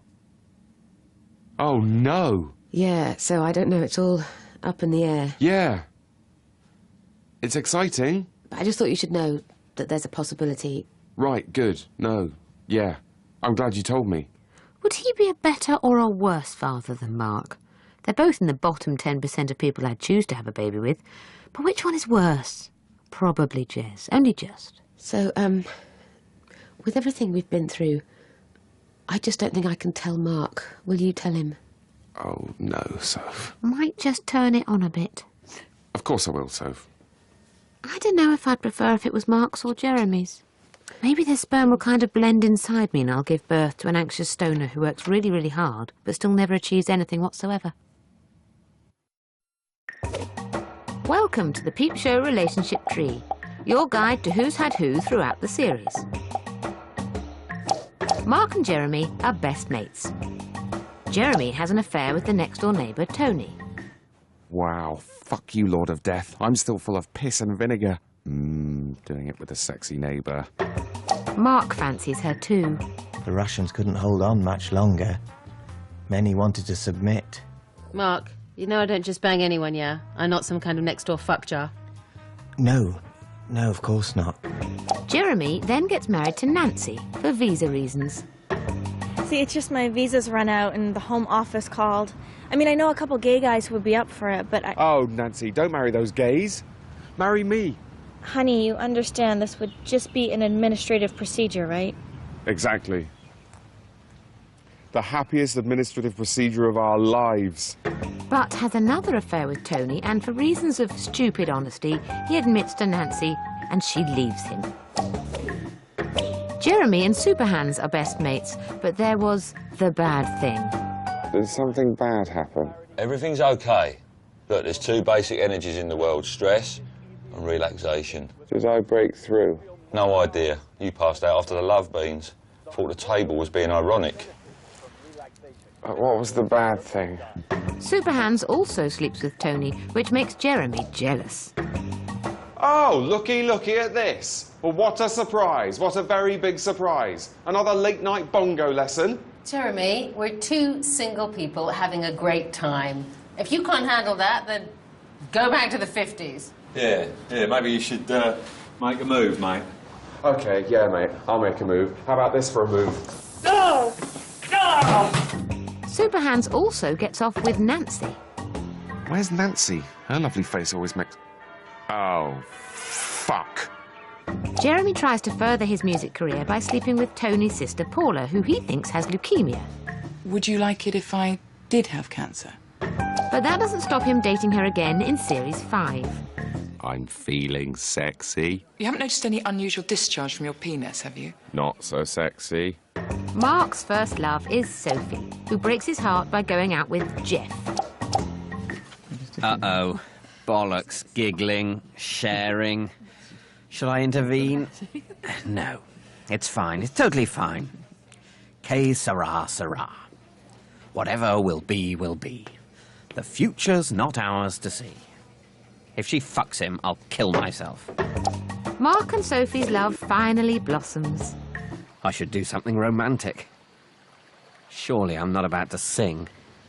I may be right, I may be wrong, but I'm perfectly willing to swear that when you turned and smiled at me, a nightingale sang in Berkeley Square. And they eventually marry. But it's not a good start. Oh, great. Now she's crying, and I probably look like a wife-beater. It's not fair. I'm unhappy too. Will you take Sophie Hortensia Chapman? Hortensia? Oh, this is a fucking disaster. Look at me. I'm one of those men women read about in their magazines. Jeremy has an affair with Mark's sister Sarah, but calls it off when she reminds him too much of Mark. Now that is tickety-boo. Oh, my God. She's... Mark. I've basically got my penis inside Mark. Jeremy sleeps with Sophie in Series 5, which starts with a kiss in Series 4. You're a hottie, Soph. You're hot. Oh, that's nice. Thanks, Jess. You're pretty hot too. Well, here's to being hot. Shit, is this going to happen? This is almost definitely a terrible idea. But I won't know for certain until I've actually done it. No, I was right. That was a terrible idea. That's probably the stupidest thing I've ever done in my life. Although, maybe actually screwing each other will kind of make it weirdly better. He also sleeps with Sophie's mum. So, there you are. I'm a woman. Indeed. And you're a man. Technically, yes. So what are you going to do about that? OK, it's not going to be just the jam. So what am I going to do? It's almost like a moral decision, but not really, because no one will find out. Jeremy also sleeps with his manager, Callie. Jeremy, Yeah. do you think this is going well? Yes. No, it's not really working. Oh, I thought it was. What's working about it? Well, now we're talking about it, it is maybe withering under the lights. And so does Mark. Let's begin the sex. I'll drive. Oh my God, this is brilliant. I'm a sex robot servicing the one. I always wondered what my fetish was, and it seems what truly turns me on is being basically absent for most of the sex act. After Nancy, Jeremy's major love is Big Suze, until he tries to pimp her out to Johnson. I'm a human being, Jeremy. Yeah, sure, from one perspective, but also, is it really so different from hiring a solicitor or leasing a villa in Spain? I can't believe this, Jeremy. This is really horrible. No, look, Suze, no, sorry. I love you, I love you. I've just got this big overdraft. I take it all back. There. Normal. We're back to normal. No, we're not. You tried to make me a hooker. It was a joke, Suze. I'm hitting the reset button. Goodbye, Jeremy. Don't go. God, I only asked her to be a hooker. It's not like I wanted her to work in telesales. Johnson goes out with Big Suze, much to Jeremy's distress. Suze, what's he doing here? We're in a relationship, Jez. What do you mean? It's fun. We eat breakfast off each other. Come on, honey, let's get moving. It's 2 hours to Kettering, even in a top-of-the-range Beamer. He didn't even pay for her. He's an alpha male, Jeremy. And you'd be the first to admit you're a bottom feeder. No, I wouldn't. You can't treat me like this, Johnson. You owe me. I'll take this to the Citizens Advice Bureau, yeah? How'd you like those guys on your ass? Now don't give up, Alan! Even Mark falls for Big Suze. Come on, keep up. Yeah, well, watch out, though. I'm on your tail. I'm Hawksmoor, you're Wren. Oh, my God. I've fallen in love with her. Of course. Brilliant. How incredibly predictable. What a total fucking dope. Rather like he falls for Johnson. You don't love me, do you? Love you? Of course not. No. Yes. Yes, maybe a bit. I do possibly somewhat. But, Alan, it's not how it seems. I'm 85% sure I'm straight. It's just... I do have feelings for you, and in principle, I'm not against more... It's just... I don't think I'll know till it's right there in front of me whether I'll be able to go through with it. Okay? Mark's love life is littered with a series of mistakes along the way. There's Mary, who he gets sectioned. You've turned into quite a hunk, haven't you? You're a hunky. Well, actually may surprise you to learn that no one's ever said that to me before. Lucy. My mate Carly again. Oh, I'm so sad. I'm going to take a load of pills. Meh, meh, meh. Same shit, different day. I'll catch you up. Wealthy, lovely family. If only she wasn't such a horrible person, she'd be the woman of my dreams. And Natalie, who rapes him. Could you stop? Oh, dear God. Oh, dear. I'm having an orgasm against my will. Oh, God. She's stolen sex off me. He's also had some near misses. Valerie. This is not wrong. Just try and memorize it for later. This could be nice. Nice, lovely neck rub. She's strangling me. She's trying to kill me. I can't. April. Perfect. The kind of scenario that used to terrify me that now I can totally handle. Just lean in or pull her towards me and just simply... This is my chance, and I'm doing nothing. I am now, this instant, missing my chance. Sally. Relax. We both want it to happen. Oh, my God, she's going to kiss me. I'm such a bastard. I'm meant to be getting married. I'm out of my depth. I thought she was a frightened little suburban mouse. But no, she's my nightmare. A liberated, sexually adventurous urban woman. Sally, look, I'm really not sure What am I doing? This isn't me. I can't have an affair. I'm not French. I'm the least French person on the planet. My favourite cheeses are cheddar and red Leicester. Heather. I wanted to tell you something. Look, Mark, nothing is going to happen, OK? We're not a good fit. You're a weird guy. He is a weird guy. I tried to let you down gently with the phone story, but now I'm tired and I'm going home. What did you want to tell me? I thought that you might be the one, but I guess probably not. And most importantly, Dobby. just wondered if you fancied coming down with me to the fuck bunker and... Is that what you call the stationery cupboard? No, God, no. No, it's a venue. My mate's playing a gig down there on Friday. I just thought it might be cool to swing by there and check it out. Your mate's playing a gig. Check it out. Mark, you're not trying to get away with pretending you're a normal human being, are you? She's the one. Oh, Dobby, let me chew on your weird hair. Jeremy's also had some weird sexual encounters.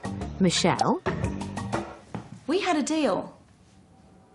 But I really don't think I want to. Methink the lady doth protest too much. It was a sort of deal, I suppose. Don't want to get a reputation as a deal welcher. Might stop me getting a mortgage. Michelle's friend, Vicky? Vicky, shall we go and get ready? Suppose. You know where the bathroom is. You'll find a bottle of antibacterial shower wash by the basin, OK? I will have had a threesome. I will have had a threesome. Aurora? Oh, God, I think I love her. I think I'm falling in love. Or getting a bone on, which is basically the same thing when you get rid of all the Valentine's cards and bullshit. Carla, who he dumps by getting convicted. Listen, you wanna... Again? Already? Yeah, I'm in the mood for celebrating. Another few hours and I'm gonna be free as a bird. Oh, no. She's gonna go free and come and live here, and we'll have to do horrible sex and go carjacking together. And Russell, known as the Orgozoid. You gave him a hand. I helped him out. You helped him out by giving him a hand. Wow. Just to clarify, you do mean... Yes. The Orgozoid also receives a similar service from Superhands. Why didn't you tell me about the wanking off bit? Sorry, I didn't think. Oh, well, you should have bloody thought. Jesus. Did you do it? Of course I did. How do you think I got these trainers? Superhands also forces Barney, Sophie's cousin, to suck him off. Barney's only locked himself in a bloody bog. What have you done to him? Nothing. Jesus. He's a fucker! Has he been sucking you off? No, of course not. Yes. Or maybe once. And of course, there is still the bad thing.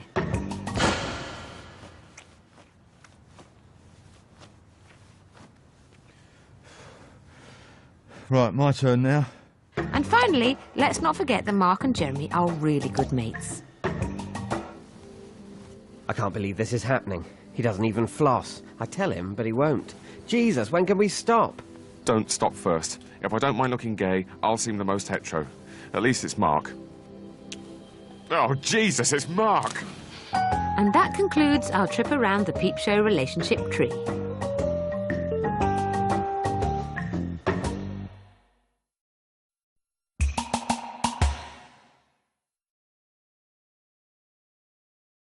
Let's do it! And wave! It's been great, actually, hasn't it? I mean, as far as filming goes, which is, you know, not that much. It's basically a very gruelling process, Yes. filming anything. But, yeah, I think everything's gone very well. And smoothly. A few overruns, but nothing more than usual. But we're promised that it looks and sounds like Peep Show, so that's good. Sorry, we should sound more enthusiastic, I suppose. But, it's too early. I think a film set is like a sort of... a bit like a sort of moody toddler of an organism. You know, starts off cross and tired, and then gets biscuit hungry. You don't know where the biscuits are, do you? By the tea. Thanks. And irascible, then gets starving and low blood sugars. More importantly, Sophie, do you know what's for lunch today? They're not both for me. One's for Izzy Sutty, who plays Dobby. The other's for me. I'm trying to work out which one's bigger, because I'll probably take that one. After lunch, that's the sleepiest time, I think. Sleepy, Kind of angry sleepiness. Yeah, like a lion. This is how an actor learns his lines. Gets ready for a big scene. When you're getting towards the end of the day and you're behind, a slight panic sets in. What can we do? What can we do? Soldier on. Yeah. Don't fill this bit. Go away, please. This is us talking about whether it might all go wrong tomorrow. Or it's like hysteria. Yeah. People start getting quite excitable. It's been really cool. One of my favourite scenes to shoot was the fire extinguisher scene. Take it, phone face! Eat my phone, baby! Phone home! Hey, you too! Yeah, that was great. We got our clothes were really wet and cold, and then we went for lunch, and then we had to put on the cold versions because we were doing the bit after. We'd just been squirting each other. It was incredibly cold, but it was really good because it was a hot day. That was a lot of fun. I've never squirted a fire extinguisher. She's Guys, do you want to jump out and get some air? Well, she is pregnant at the moment, but not in a big way. I love the industrial look here that we're sort of going for. This is the dirty, gritty set of Peep show. Very hard work, very hard work. Yeah. Can I have a go? I think the Führer's moustache was a bit wider because that's more Charlie Chaplin. Oh, right. Well, that's just the opposite of what we've just written. No, sorry. it wasn't. Sorry, it wasn't. It was the fact that it was going so. I would just do a square. Yeah. Just to, you know, like not try and make it look like hair. Yeah. Just do a square. Yeah. Okay. But no wider than that. I'd say about that I'd wide, say, maybe a little bit taller than that. Fair dues. Okay, guys. Nobody let me forget what's on my face. If you let me go home like this. No, it's wrong sort of fun. Thanks very much. It's a fun set, a fun crew. It is the funnest job. I love this job. I'm just totally delighted to be here because I'm a massive fan. Love being Jeff. He's an evil man. Great fun, you know. Loved it. Great experience. It's been lovely, thanks. Woohoo, woohoo! Okay, take that. Our work here is done, guys. Let's go. Ah! Snowstorm! Scrum! So this is the climax of episode 1. So they're coming back, they're going to trash the office. We've got other scenes to do today, so we're under quite a lot of pressure to get this, which is probably a day's filming, done this morning, and then do some more scenes in the car park this afternoon. So what's going to happen is it's quite a hard piece of choreography. The guys are going to come in, trash the office, then they're going to get the photocopier, push it out and push it down the stairs. In between that, they're going to cover each other in foam as well. So it's a really complicated scene for us to do. In a way, what it involved is going wild in a way that you had to match take after take quite precisely. So the reckless abandon isn't really, it's about counterfeiting the appearance of reckless abandon in a way that makes every paperclip land in the same place. Ready? Ready, and action!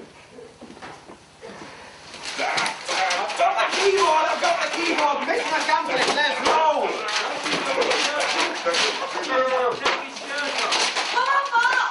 I only had to push the photocopier down the stairs once, and that was, honestly, a lot of fun. You only get to smash one photocopier per series. That's how TV is brought low. We didn't even have a whole line of photocopiers to smash. No. 1, 2, 3...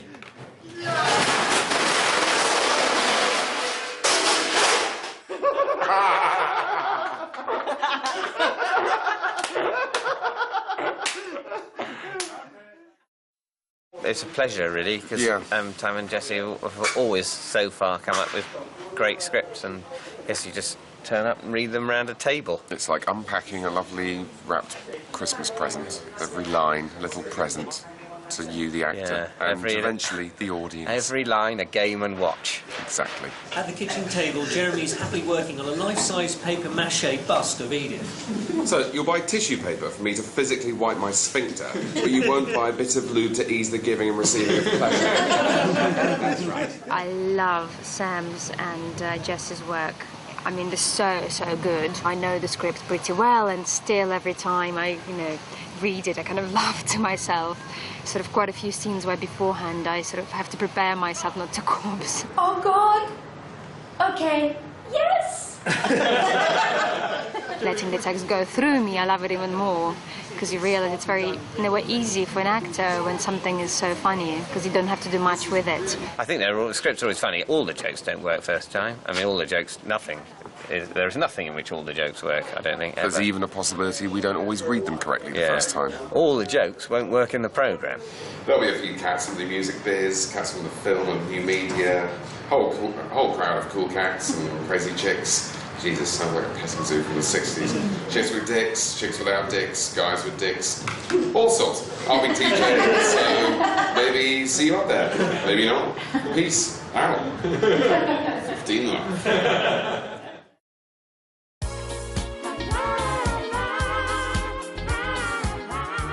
So we're going to do the party scene today, aren't we?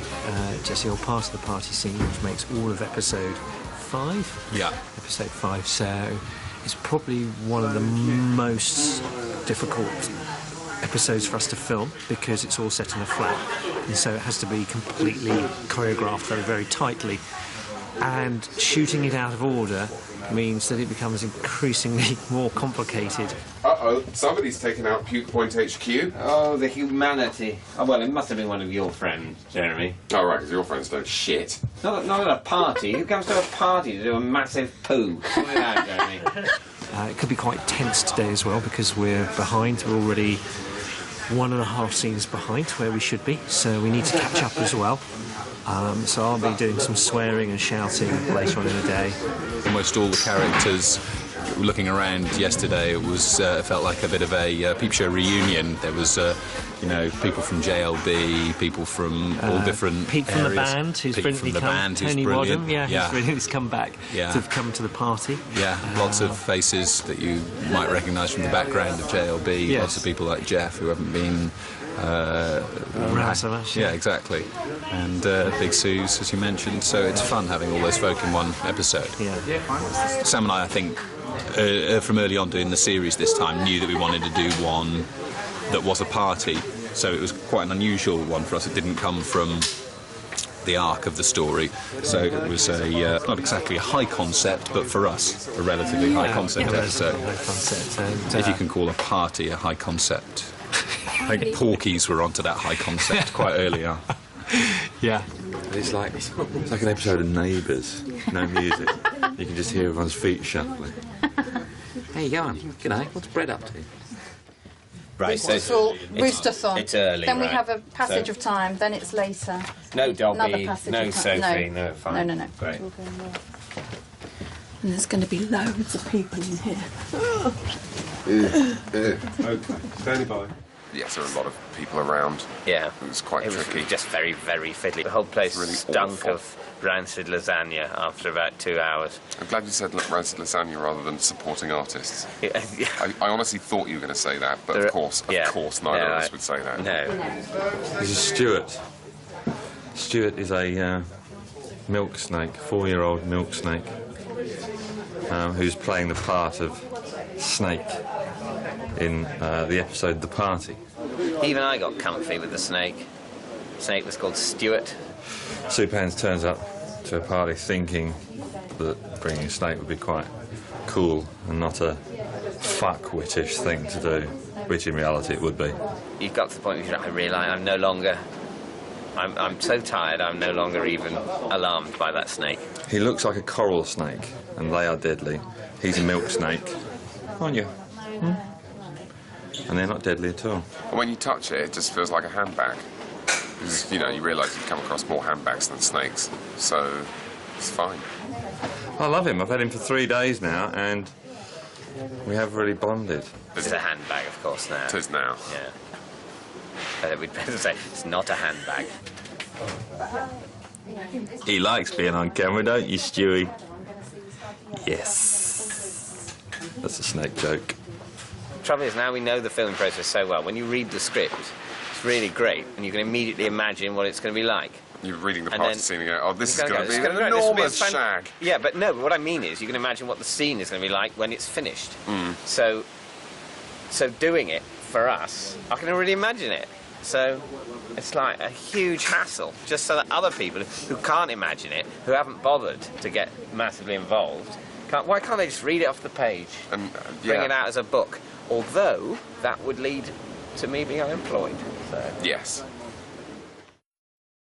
Of course, I've just realised, because this is on the DVD, we can talk about the plot. Oh, yeah. We've been so carefully not saying whose baby it is. Unless you're watching this before you watch the programme, in which case you get all you deserve. I mean, my God, who would do that? Watch the extras before the programme, sort of infer the programme? No. It's Mark's baby. See, I've spoilt it now. There you go. You should have watched Throw the it programme first. Take it back and get the extras Christmas special. Hello? Hi, Jez, it's me. So, I'm calling because the test results come through. Oh, has it? Oh, that's wonderful. Wonderful news. Excellent. OK, then. Yeah, so it seemed weird to do it on the phone, but I wanted to tell you right away. Obviously. Great. Me or Mark or Mr. X. Mr. X, please, Mr. X. Or Mark. I couldn't get through to him, but I thought he'd want to know right away. It's Mark's. Yes! Then why the fuck did you say it was yours? Did you get mixed up? Did you misremember? Because I really think I would tend to remember something like this. Look, I know this sounds weird, but I told Elena I was having a baby. Why? Because it's the only thing I could think that made me sound like a proper person. You fucking shit, Jeremy! You total fucking shitting bastard! I know I am. You must hate me. Yes! Yes, I do! Look, I'm really sorry, dude. You can hit me if you like, or even, fork me. It's the worst possible way, really, to have a baby with someone you've just decided you're not in love with. It's not like he's got no stable relationship. It's not like he wants more worries and responsibility. So, yeah, no, he doesn't cope well at all. He is not pleased. I think the one thing you could say about it is he is honest with himself that he is mortified by the prospect. He's not pretending that actually it's going to be wonderful. What a nice surprise. I haven't seen you for ages. Not since JLB closed. Well, I haven't exactly been in a cave playing gin rummy with Bin Laden and Salinger. Yeah, no, I know I could have called, but I wouldn't know what to say. I think she really does sort of love Mark, and there is this sort of magnetism between them, but I don't think it would be possible for them to ever be together because then he'd be happy. I think that's what she says to him in one bit. You could ask me out on a date. Oh, too easy. This is like shooting, Yeah, like two humans. Oh, too easy. This is like shooting a fish in a barrel. The fish has shot itself. That sounds great. Dobby's sort of everything that I would want to be if I didn't give a shit. I've sort of looked down that lens so many times that it's like Mark's face. Whenever I see a camera lens, I just picture David Mitchell's face. Which is going to be weird if I ever get married. They're taking a wedding photo. It was fine because it was with Nick, really, rather than... It's Nick who's there, but David's head, which is a camera, and Nick's body. That's, that's a fine combination. Two's company. Actually, while I'm at it, maybe I'll go for number 3. 3 is the magic number.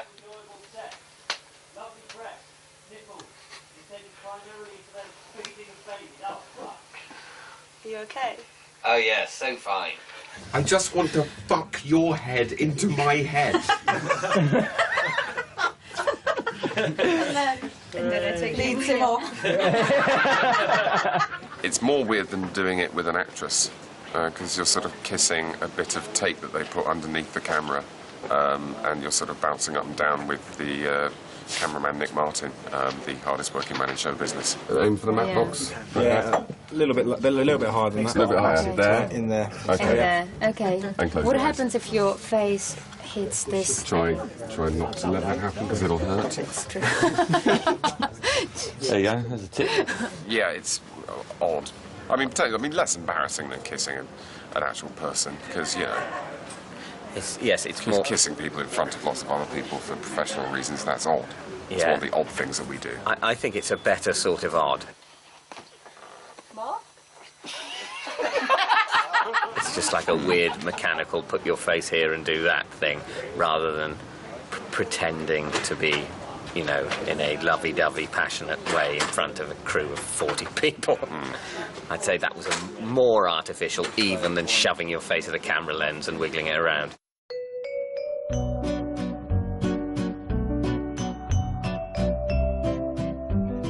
Everyone having fun? Take one. Set. Quiet still, and action.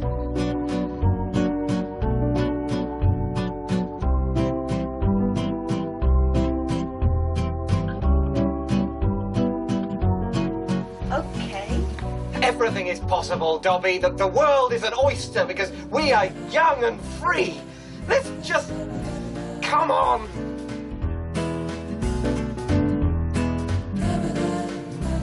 You know what? Screw it. If we want to do it, shall we just do it? Why the hell not? What's stopping either of us? Nothing. We're free. Give me a minute. Cups. Jeremy falls massively in love with a new character called Elena in this series. Like he's never been in love before, apart from those twice the other times that he did. But as far as he's concerned, this is it. Oh, it's amazing, this whole nightmare. I love you, I love Gail. It's so incredibly horrible, isn't it? I've never felt so alive. My head's in a mess, my heart's in a frying pan. Who knows what's going to happen?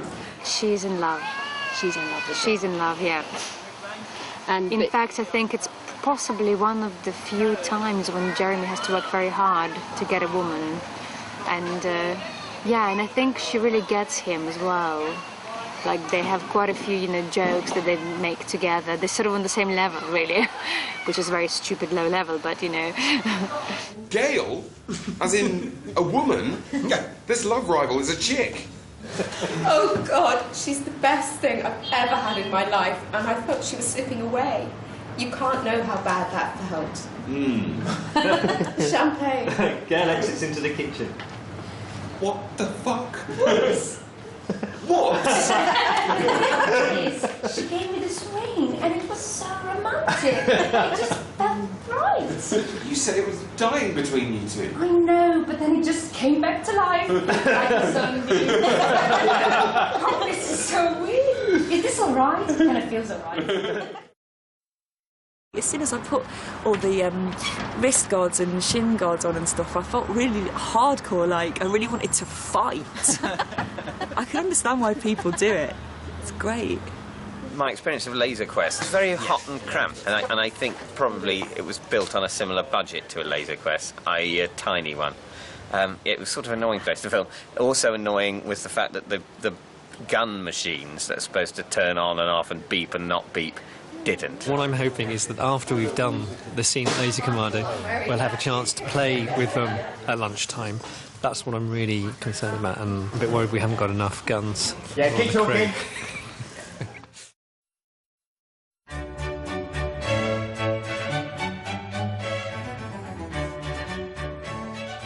It's really weird, isn't it?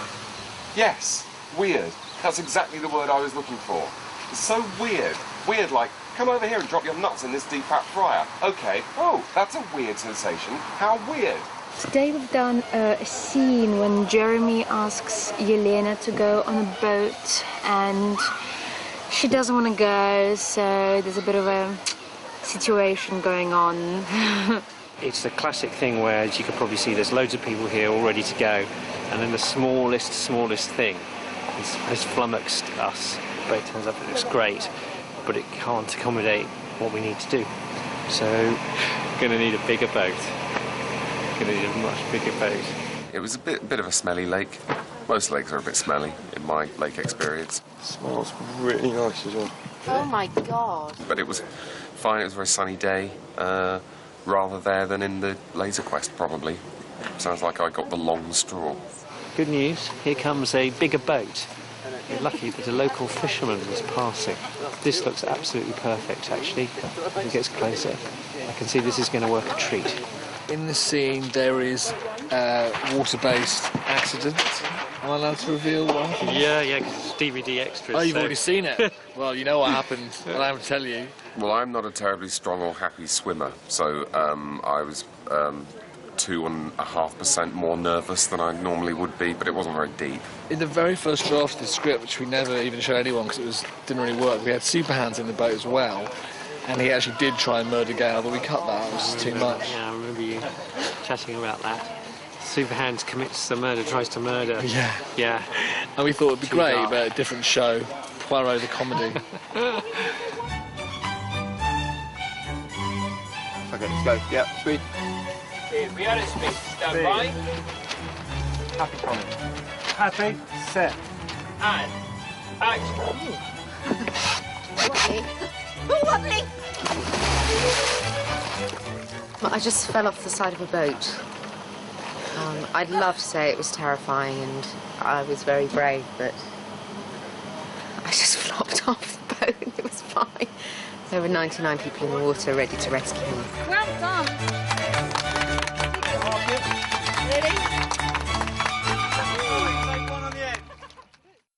I think I quite liked the Jeremy bit in episode 6 where he runs out with a flat in his pants shouting "Go, go, go" at Mark who can't drive. Okay, go, go, go, go!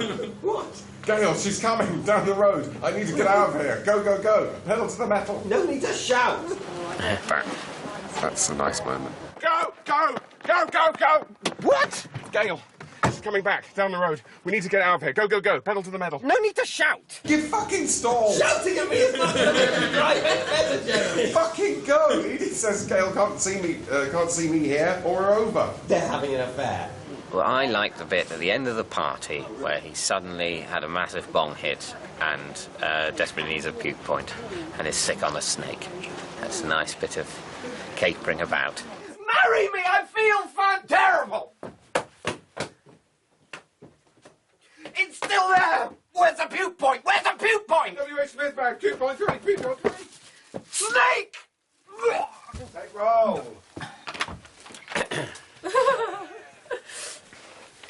Hold your positions, please.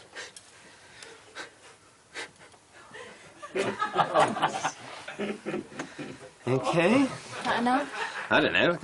No, give it more, I'd say. Try not in the mouth, eh? Yeah,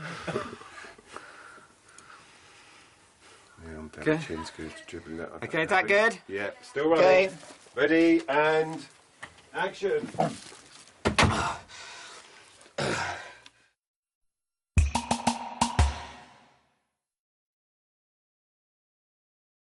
Come on, Gail's had her go. Now I want first dibs. She can skulk around, and I can have an affair around your back. No. Come on, Gail's had her go. Now I want first.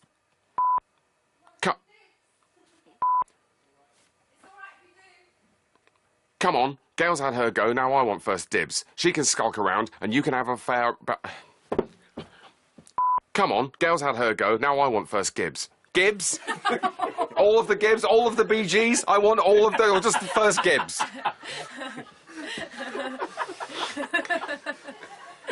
Okay, coming. Come on, go.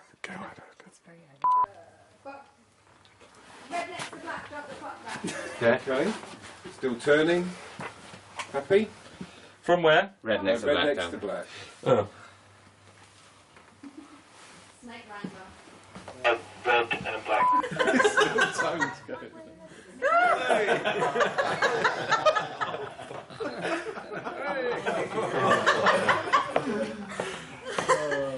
It's 29 for 1. Stand by, please. And action. Then if she does wake up, I'll just say that you're,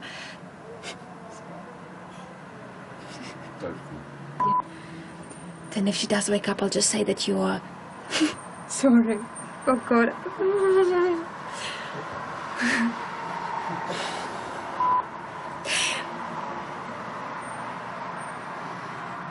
Then if she does wake up, I'll just say that you're a pervert, or... God. I'm so sorry. I know it, I'm sorry. I know it.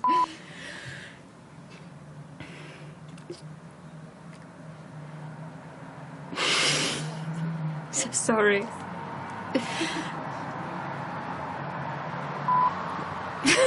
So sorry.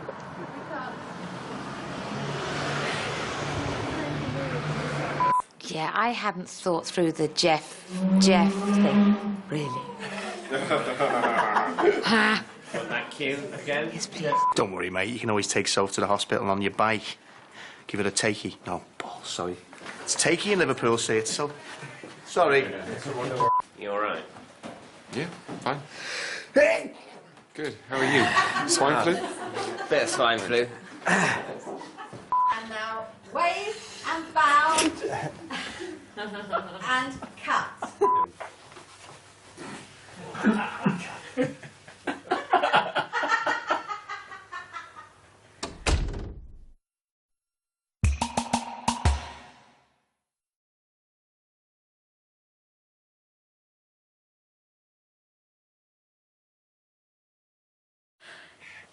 Wow. If sex was an Olympic event, we'd win gold. I mean, at some point it will be. That's just something that, for good or ill, is bound to happen. You're so cute, Jeremy. Sex is never going to be in the Olympics because of China. China wouldn't allow it. Gail. Oh, the cock clamp. The inevitable Hulk. She's finished. She'll be here soon. Oh, we need to be more careful. She's in Mensa. I've never beaten her drafts, and we play a lot.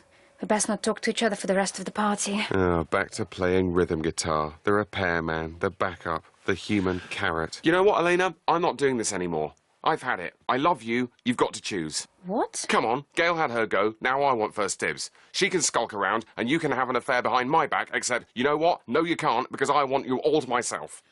The truth is, the spark is kind of gone. She used to write me poems and buy me flowers and make me spelt bread with her bread machine.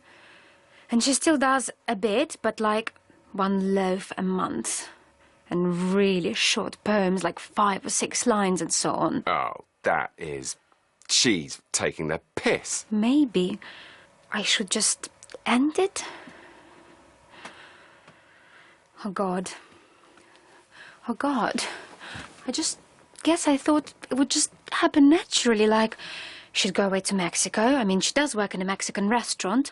Or get carried away by a whirlwind. Look, we all wait around for a whirlwind to come and solve our problems. That's just human nature. But it's not realistic. If you're going to do it, you should do it tonight. Tonight? Yes, tonight. In public is best, in case she freaks out. Dump in a crowd, few recriminations are allowed. That's my motto. Maybe you're right. I mean, it's all going to be pretty stormy and tempestuous. Maybe she'll try to kill me. Maybe she'll try to kill you. She'll probably try to kill somebody. If I have to die tonight, I'll die tonight. No way I'm dying tonight. I can run, I can hide. I have no problem with hiding.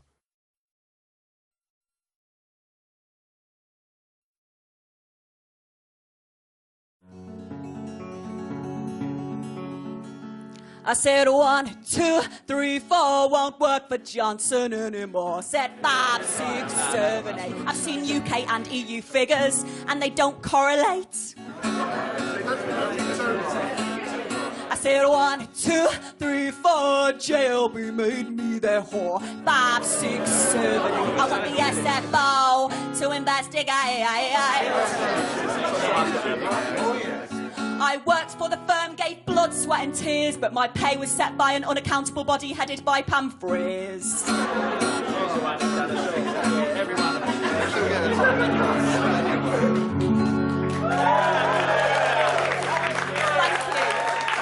the power. Simple as that. Thank you.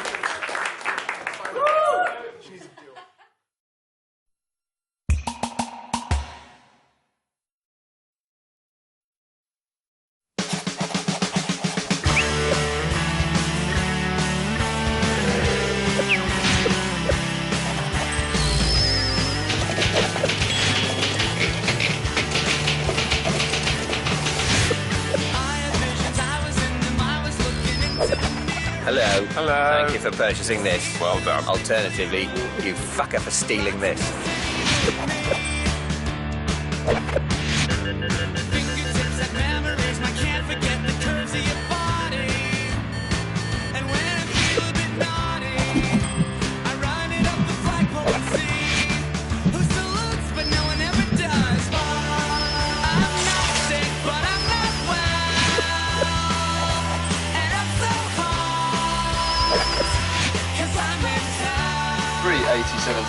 Pick up.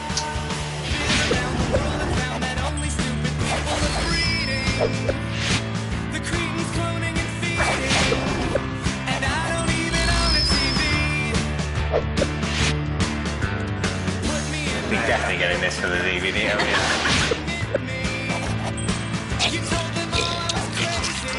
Look out!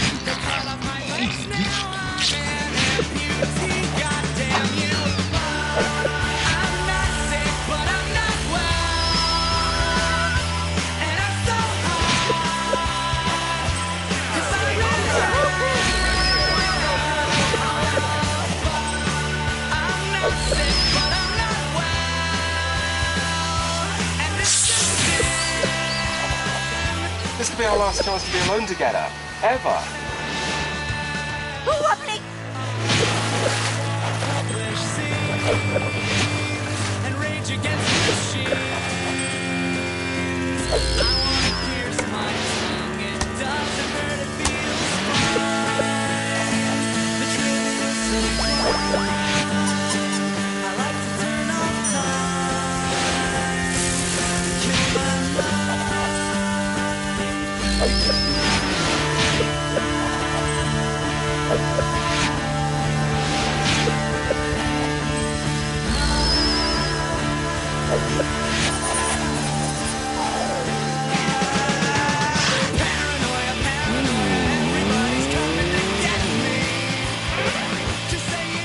I done the downloading, and then I done a wank. I'm so sorry, Dan. This won't be a problem, will it? I'll give you a ring, Mark. Superb. That's the single nicest thing Jeremy has ever done for me, and it's completely ruined my life. You lovely shithead.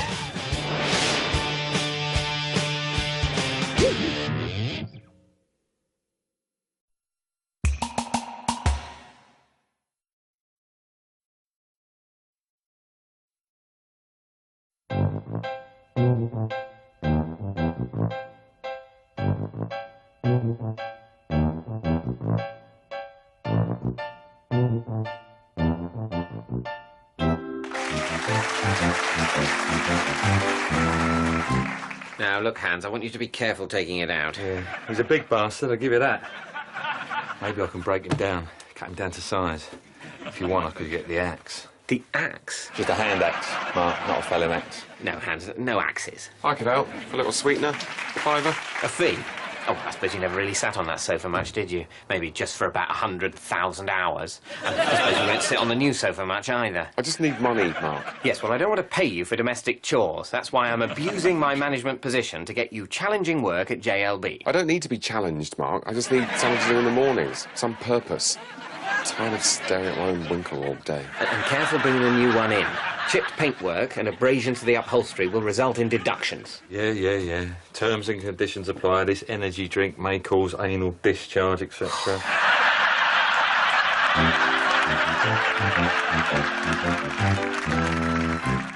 Lovely. Getting my computer fixed for free and sneaking a look at Dobby's bum. The dream ticket. Tea for the worker? You done me 12 sugars. I done you 12 sugars, love. We're bantering. The sign that everything's absolutely fine again. Afraid your PC's screwed, Mark. The hard disk's firmware is corrupted. Arses. I need to do a CV for this shit job Sophie wants me to apply for. Anonymous desk flesh, faceless office droid. Mark that 3,000. Yeah. Look, I better go, but come down to my History Walks place tomorrow. You can borrow Jan's spare laptop. Thanks. How's that going? IT is IT, Mark. Doesn't matter where I'm working. I'm still on my knees with dipwads perving at my arse. It's not perving, it's appreciating. Look, I'll get us some free tickets and you can see one of our guys in action, yeah? Yeah, OK. Bye, Mark. Good old Dobby. The anxious, self-hating man's crumpet. But probably best if I never, ever say that to her. I wonder what crazy shit I'll be getting up to next week.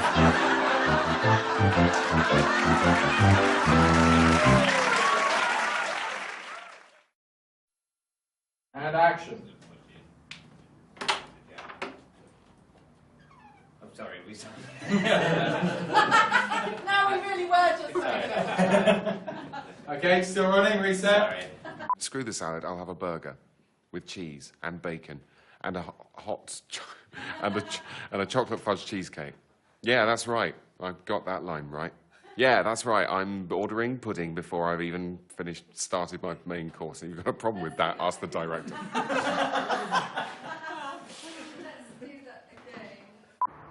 Tell you what, Greg, why don't we go 50-50 on net profits over 1 million units? Yep, I forgot I was talking to a business guru. What the hell? Nice doing business with you. Aha, I'm killing these guys. But I promised Tony we wouldn't get this far, and that's why we haven't got a replacement sausage roll. God, look at it. Approved by the British Life Coaching Confederation.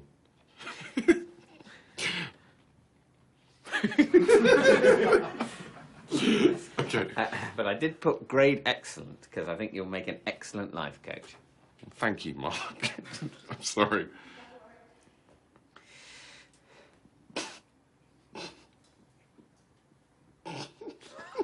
Sorry. Okay. Okay. Want the cue? Yes, please.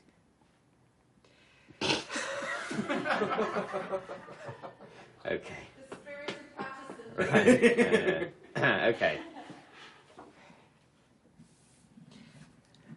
I can't speak. Right. But I did put grade excellent because I'll take my own cue.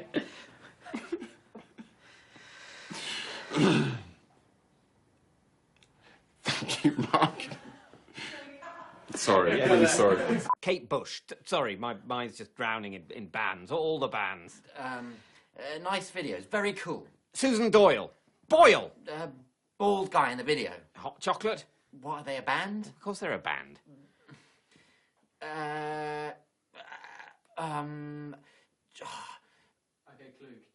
Okay, Clue. Sorry.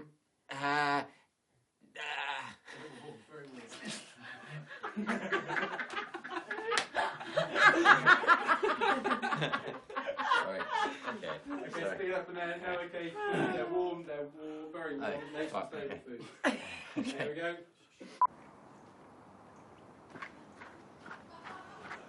I mean, I don't know why I'm looking around like there's no one there. It's a POV show. Hello, Mark. Oh, Jeremy, hello. I'm Jeremy, Mark's oldest and closest friend. And I'm Stephanie. I imagine his newest and most distant. Oh, not at all. I feel incredibly...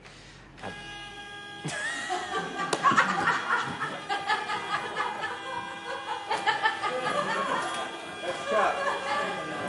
That's a rude show. Alex, I think your band's about to blow up. Brilliant. Do you want to go for that walk in then, Becky?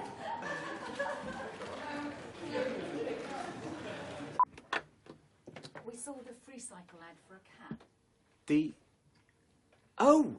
Oh, I see. Okay, yeah, great. Take him, yeah. He's,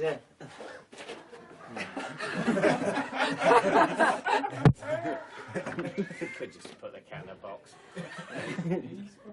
Jez, mate, what else is there? Sorry, Mark. Those chairs are mine.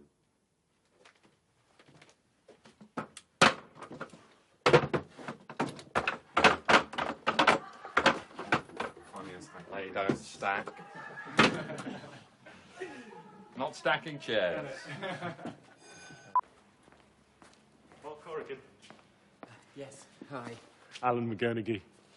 So I said to your guys I'm not really interested in any new models, but they said they'd send you just in case, so what is it you've got? It's the wrong fucking way up. Okay, camera's cut. Am I fired? Yes. Do it through the committee. Yes, tell them it's coming out of the sinking fund. I'm the chairman and I'm approving it. I'll transfer the money in fine. That's what I was waiting for, thank you. Sorry. Oh, God.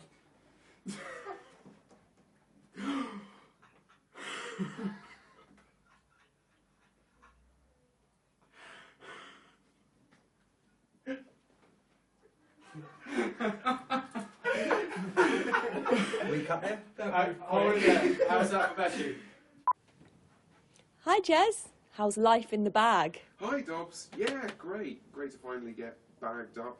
It's like a chrysalis. I'm going to emerge like some kind of mad butterfly. God, I love you. Wet from the shower, warm from the oven. It's all good, except it's also very bad. I'm so sorry. Just pick it up from just come to you. I can't take it anymore, Mark. You know how weak my powers of self-control are. Normally, I can't wait 10 minutes before having a wank or a spliff or a chocolate biscuit. I've restrained myself for nearly 3 hours. That's got to count for something. I'm sorry, but I'm going to tell Dolly that her name is now Dolly. Okay. No, Dobby. It's about something else. What the hell did you do that Because, Dobby, there's something I need to say. Ah! Ah! Ah! Ah! Stop electrocuting each other. Phone. Why can't we all just play footy like how England beat Germany for the First World War? I don't know how to answer that, Jeremy.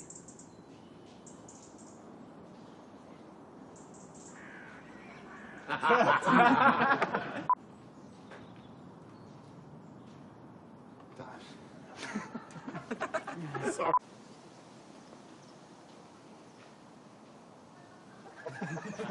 Cut.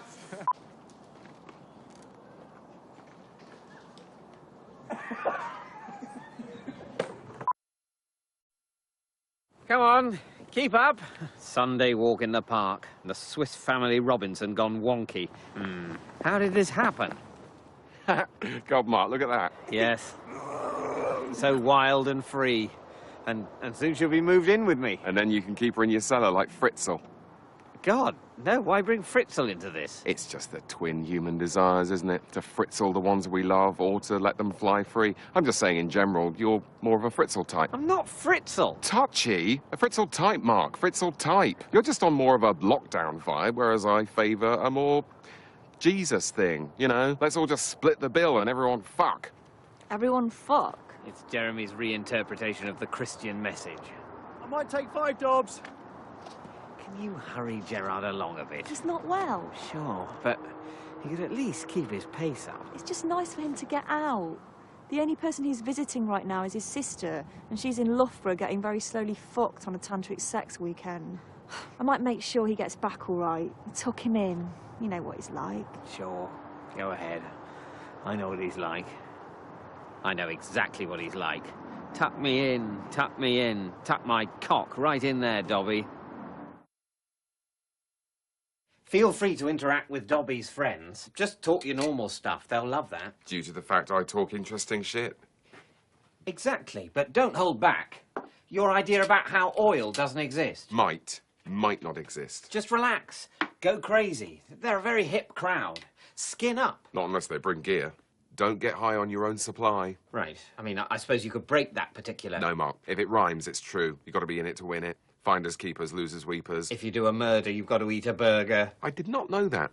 Clearly, things that rhyme are not necessarily true. Mostly they are. Or they should be. Laws should rhyme, make them easier to remember. Kill a wife, you get life. Grievous bodily harm, you inherit a farm. Do you think your friends might smoke on the way to the bathroom? I suppose they might. Why not keep a smoke on the go while I mosey on out for a leak? Yeah, that's good, because Simon will probably be bringing a lot of cowboys. Can this really be my life coaching office? Doesn't feel very officey. Some sellotape? A skeleton? Like a doctor? Sexy skeleton. Put some lipstick on it. Maybe I should have some lunch. Hey, Mark. Just getting ready for my first client. And don't worry, I am going to take the poster of the lines doing it down. You don't think that the bongos and the music system that plays a format now only available in the slums of Harare will undermine your authority as a life coach? People don't look at the superficials. People eat the chocolate, not the wrapper. Right. Only I'm not so confident about the demographic that want you as their life coach. They probably eat their Kit Kats, foil and all.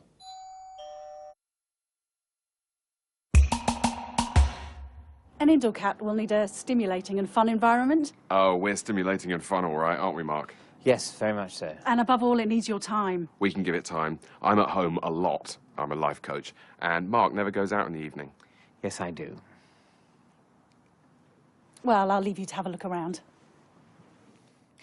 You realise this cat is primarily for Dobby, not you. I want to use it to try to lure her into moving in, like a classic 70s pedo in a Ford Granada. You won't have much to do with it due to moving out. Sure. Can we have that one?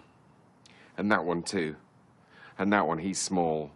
We can't leave them, Mark. And the Siamese one. We're only getting one. But all the rest will die. They won't. Don't be melodramatic. Some of them will be destroyed, but Jeremy must never find out.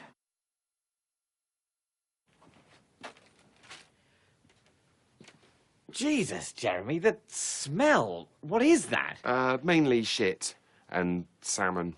Mr. Eisenhower's finding it hard to become house-trained. I'm keeping him in here because I was worried you might do something when you found out he's pissed in your printer. He's pissed in my printer? No. Have you been using Dobby's emergency inhaler? Are you allergic to Mr. Eisenhower? A little bit badly allergic, yes. We should take him back to the mad ladies. No, Mark, we can't take him back to the shelter. That would completely demoralise the other cats. They'll think there's no way out. We could always... kill him, put him in a sack with a breeze block and drown him, you monster. No, not kill him. Leave him somewhere, but somewhere nice, like Primrose Hill or Hampstead. He could be taken in by a kindly old gentleman, like Oliver Twist was. Is that what you're hoping will happen to me? When Dobby moves in and you kick me out, kindly old Mr. Bumsex will take me in? We need to find a solution to the cat problem. Oh, yeah, the final solution, right, Mark? Right, yes. I'm Hitler, and returning a cat to a cat shelter is genocide. Well argued, Alain de Botton. I want the boogly. Yeah, we can't keep playing it while we're parked, mate, because the battery's fucked. But look, dancing. Joshy, this is fun. Look at the funny dancing. Is this good? Is this what kids like? I reckon if I watched myself doing this, I'd probably like it. Oh, God, what's he doing? Please tell me he hasn't snorted some skag or whatever it is he does. What are you doing, Jeremy? I'm entertaining your nephew. Really? Because it looks a lot like you're just being a prick. Being a prick is what kids like. This is basically all that parenting is. I'm going to tell her. Do not tell her. Personally, I think you should tell her. Excuse me? See? Just think she has a right to know before you propose. Oh, you do you? Oh, that's great. Thanks very much for your contribution. It's 2 against 1, Mark. This bloke is not involved. He doesn't get a vote. He's entitled to his opinion. No. No way. Apologies, sir, but he's reading the Da Vinci Code. Even if we count him out, it's a tie. This is not a voting situation. My love life is not a democracy. Our love life. We do not have a shared love life. Look, I think we need a cooling off period. Just go back to London, find out what Nancy's up to, watch some pornos, have a couple of gay flings, and then, at the end of 2 weeks, if you still feel the same, then maybe you can say something. By which time you've got her all married like a trussed-up hog. Well, if you agree to hold off, then I could perhaps promise not to ask Dobby to marry me for a couple of weeks. Okay. Deal? Deal. Good solution. Fuck off.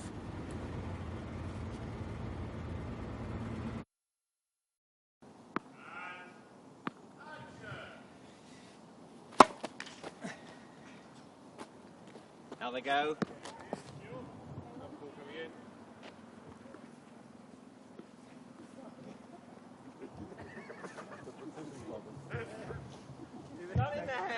More balls! New balls! That's what real mates do. They take a pounding, but they still come up smiling. Like Jez with that bloke in your bed. Oh my God, has the entire world seen this fucking video? I wanted to talk to someone about this, get some perspective. Turns out I can just watch the YouTube. Tune in. Okay, just say that from the top there, please. Action. I want Molly. I love Molly. She's not here, Hans. All right, let's get you on the futon. Sleep it off. Oh, I fucking hate the food. Of course you do, but they're indestructible, apart from that one. Thank you. Let's cut there, please. I want Molly. I love Molly. Yeah, she's not here, Hans. All right, let's get you on the futon. Sleep it off. Sorry. I was transfixed by the picture. And action. She'd break it off if she didn't get this coke in. Jeremy, is it true about the coke? Hi, Molly. Yes, it's mine. I brought some coke to the stag, even though Hans told me not to, and but he refused to. So it's just my decorations, Molly. Pay that no heed.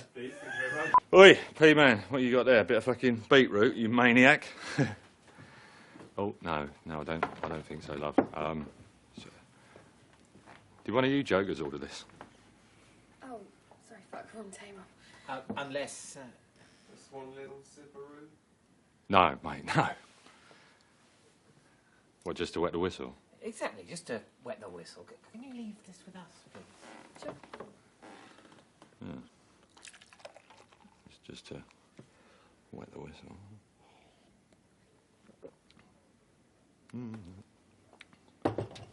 It's quite refreshing.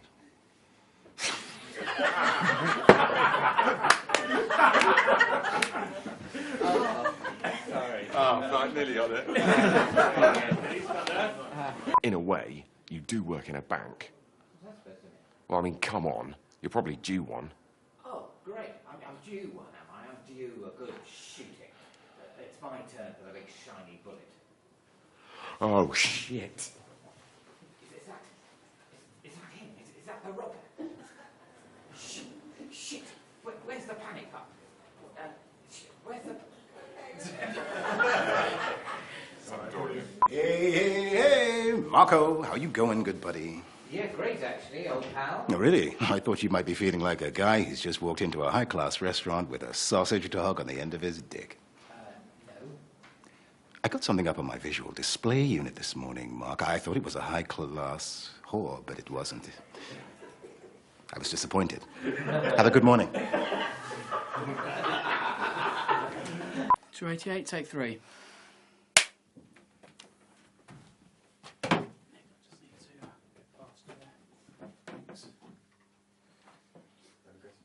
Set.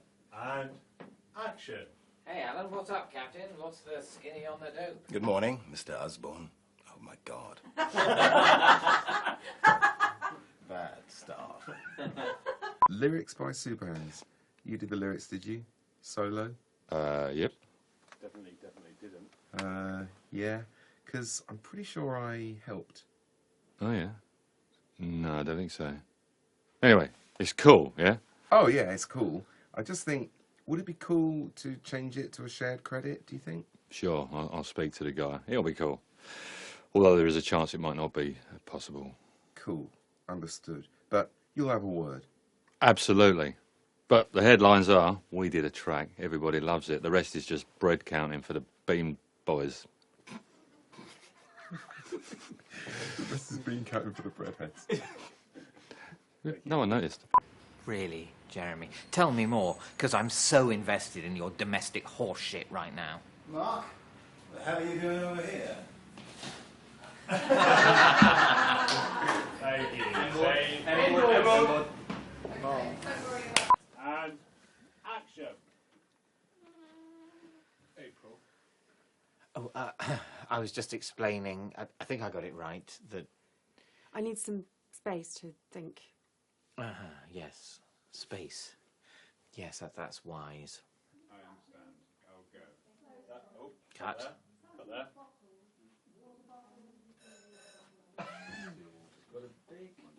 Oh, yeah. For that one. I wonder whose that is. Yeah. Well, I mean, it can't possibly be my fault. That is literally impossible. Action.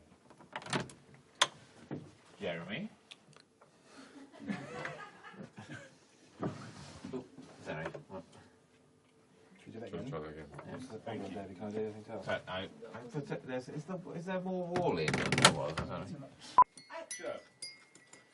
Jerry said he didn't want coffee. You're right, Jeremy.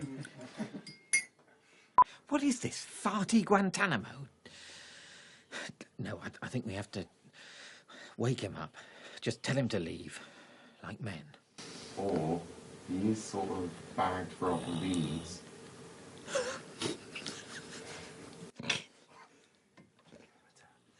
Sorry. Okay, pick that up. Okay, if we just go from, what is this? Barking one channel. Okay, stand by.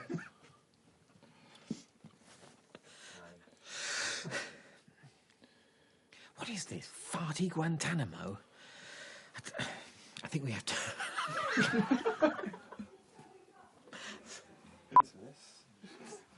6-2, take 2. They're coming in today as well. Oh, are they? Yeah. Looks like that.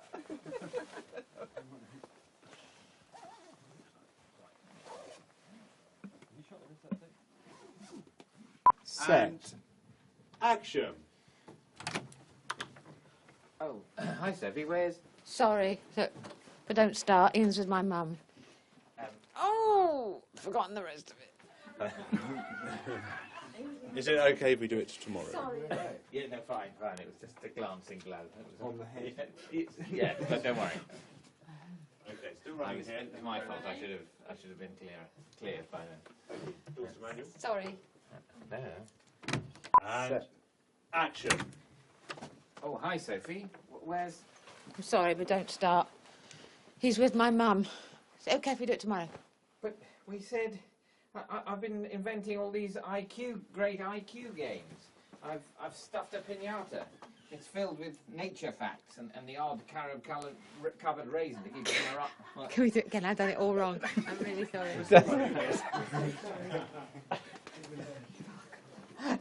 You looking at me? No, she's supposed to leave straight away.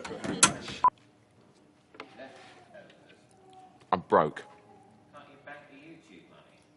That might undermine my claim. Nothing must undermine the claim. Weaken. That might weaken my claim. Nothing must weaken the claim. What was that? What's in there?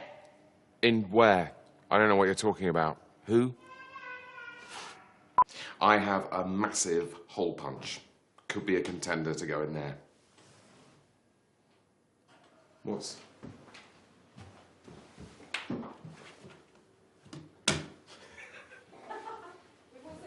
Fuck this office! And action. Got the front. Thanks, Mark. No biggie. I mean, God knows how they get charged so much. They're certainly not spending it on lampshades. Sorry. I'm so busy wearing back when I should bring 1, 2, 3. Goodbye!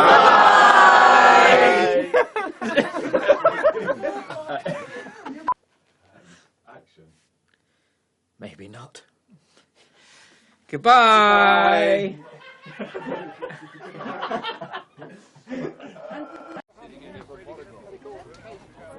Dobbs, listen, I just wanted to get you alone so I could drop a bit of a truth bomb on your head. Is this about you humping that guy? No. But, God, she's lovely. So understanding. Well, kind of. I mean, I want to talk to you about Mark, but I've got all these thoughts about Joe. Yeah? Well, hit me. Well, I guess it's just, I think I might have feelings for this guy. Sorry, I'm confused. I wanted to talk to you about Mark and how brilliant he is. Yeah, Jez, should we go back? The scallops are meant to be the size of fucking wagon wheels. Yeah, but Mark still loves you. And I think I might like/love this guy and/or his girlfriend. But also, I just want to say, very much inside brackets, that I love you. I am in love with you. In case you have any interest in this. If you fall in love with a couple more people, Jez, we could have enough for a rounders team. Okay, sure. Yeah, I get it. Consider this part of the conversation erased. Delete. Delete. Delete. Delete. Yeah. Delete. Delete. Yeah, can you maybe stop jabbing my forehead? Adults are free if you've got a child. We're just here to watch. There's a reviewing gallery. I'm meeting my son and wife. Separated. Friend. Wife. Right, fine, yeah. I bet you get this a lot, don't you? Sad handovers in the weeping barn. Sophie's just having a coffee. She might be a minute. She needs quite a lot of coffee. I heard about your little plan. Actually, it was Sophie who... You can forget about moving into Nana's cottage. Real men don't bury their wives alive. It's all right, Ian. Mummy's coming.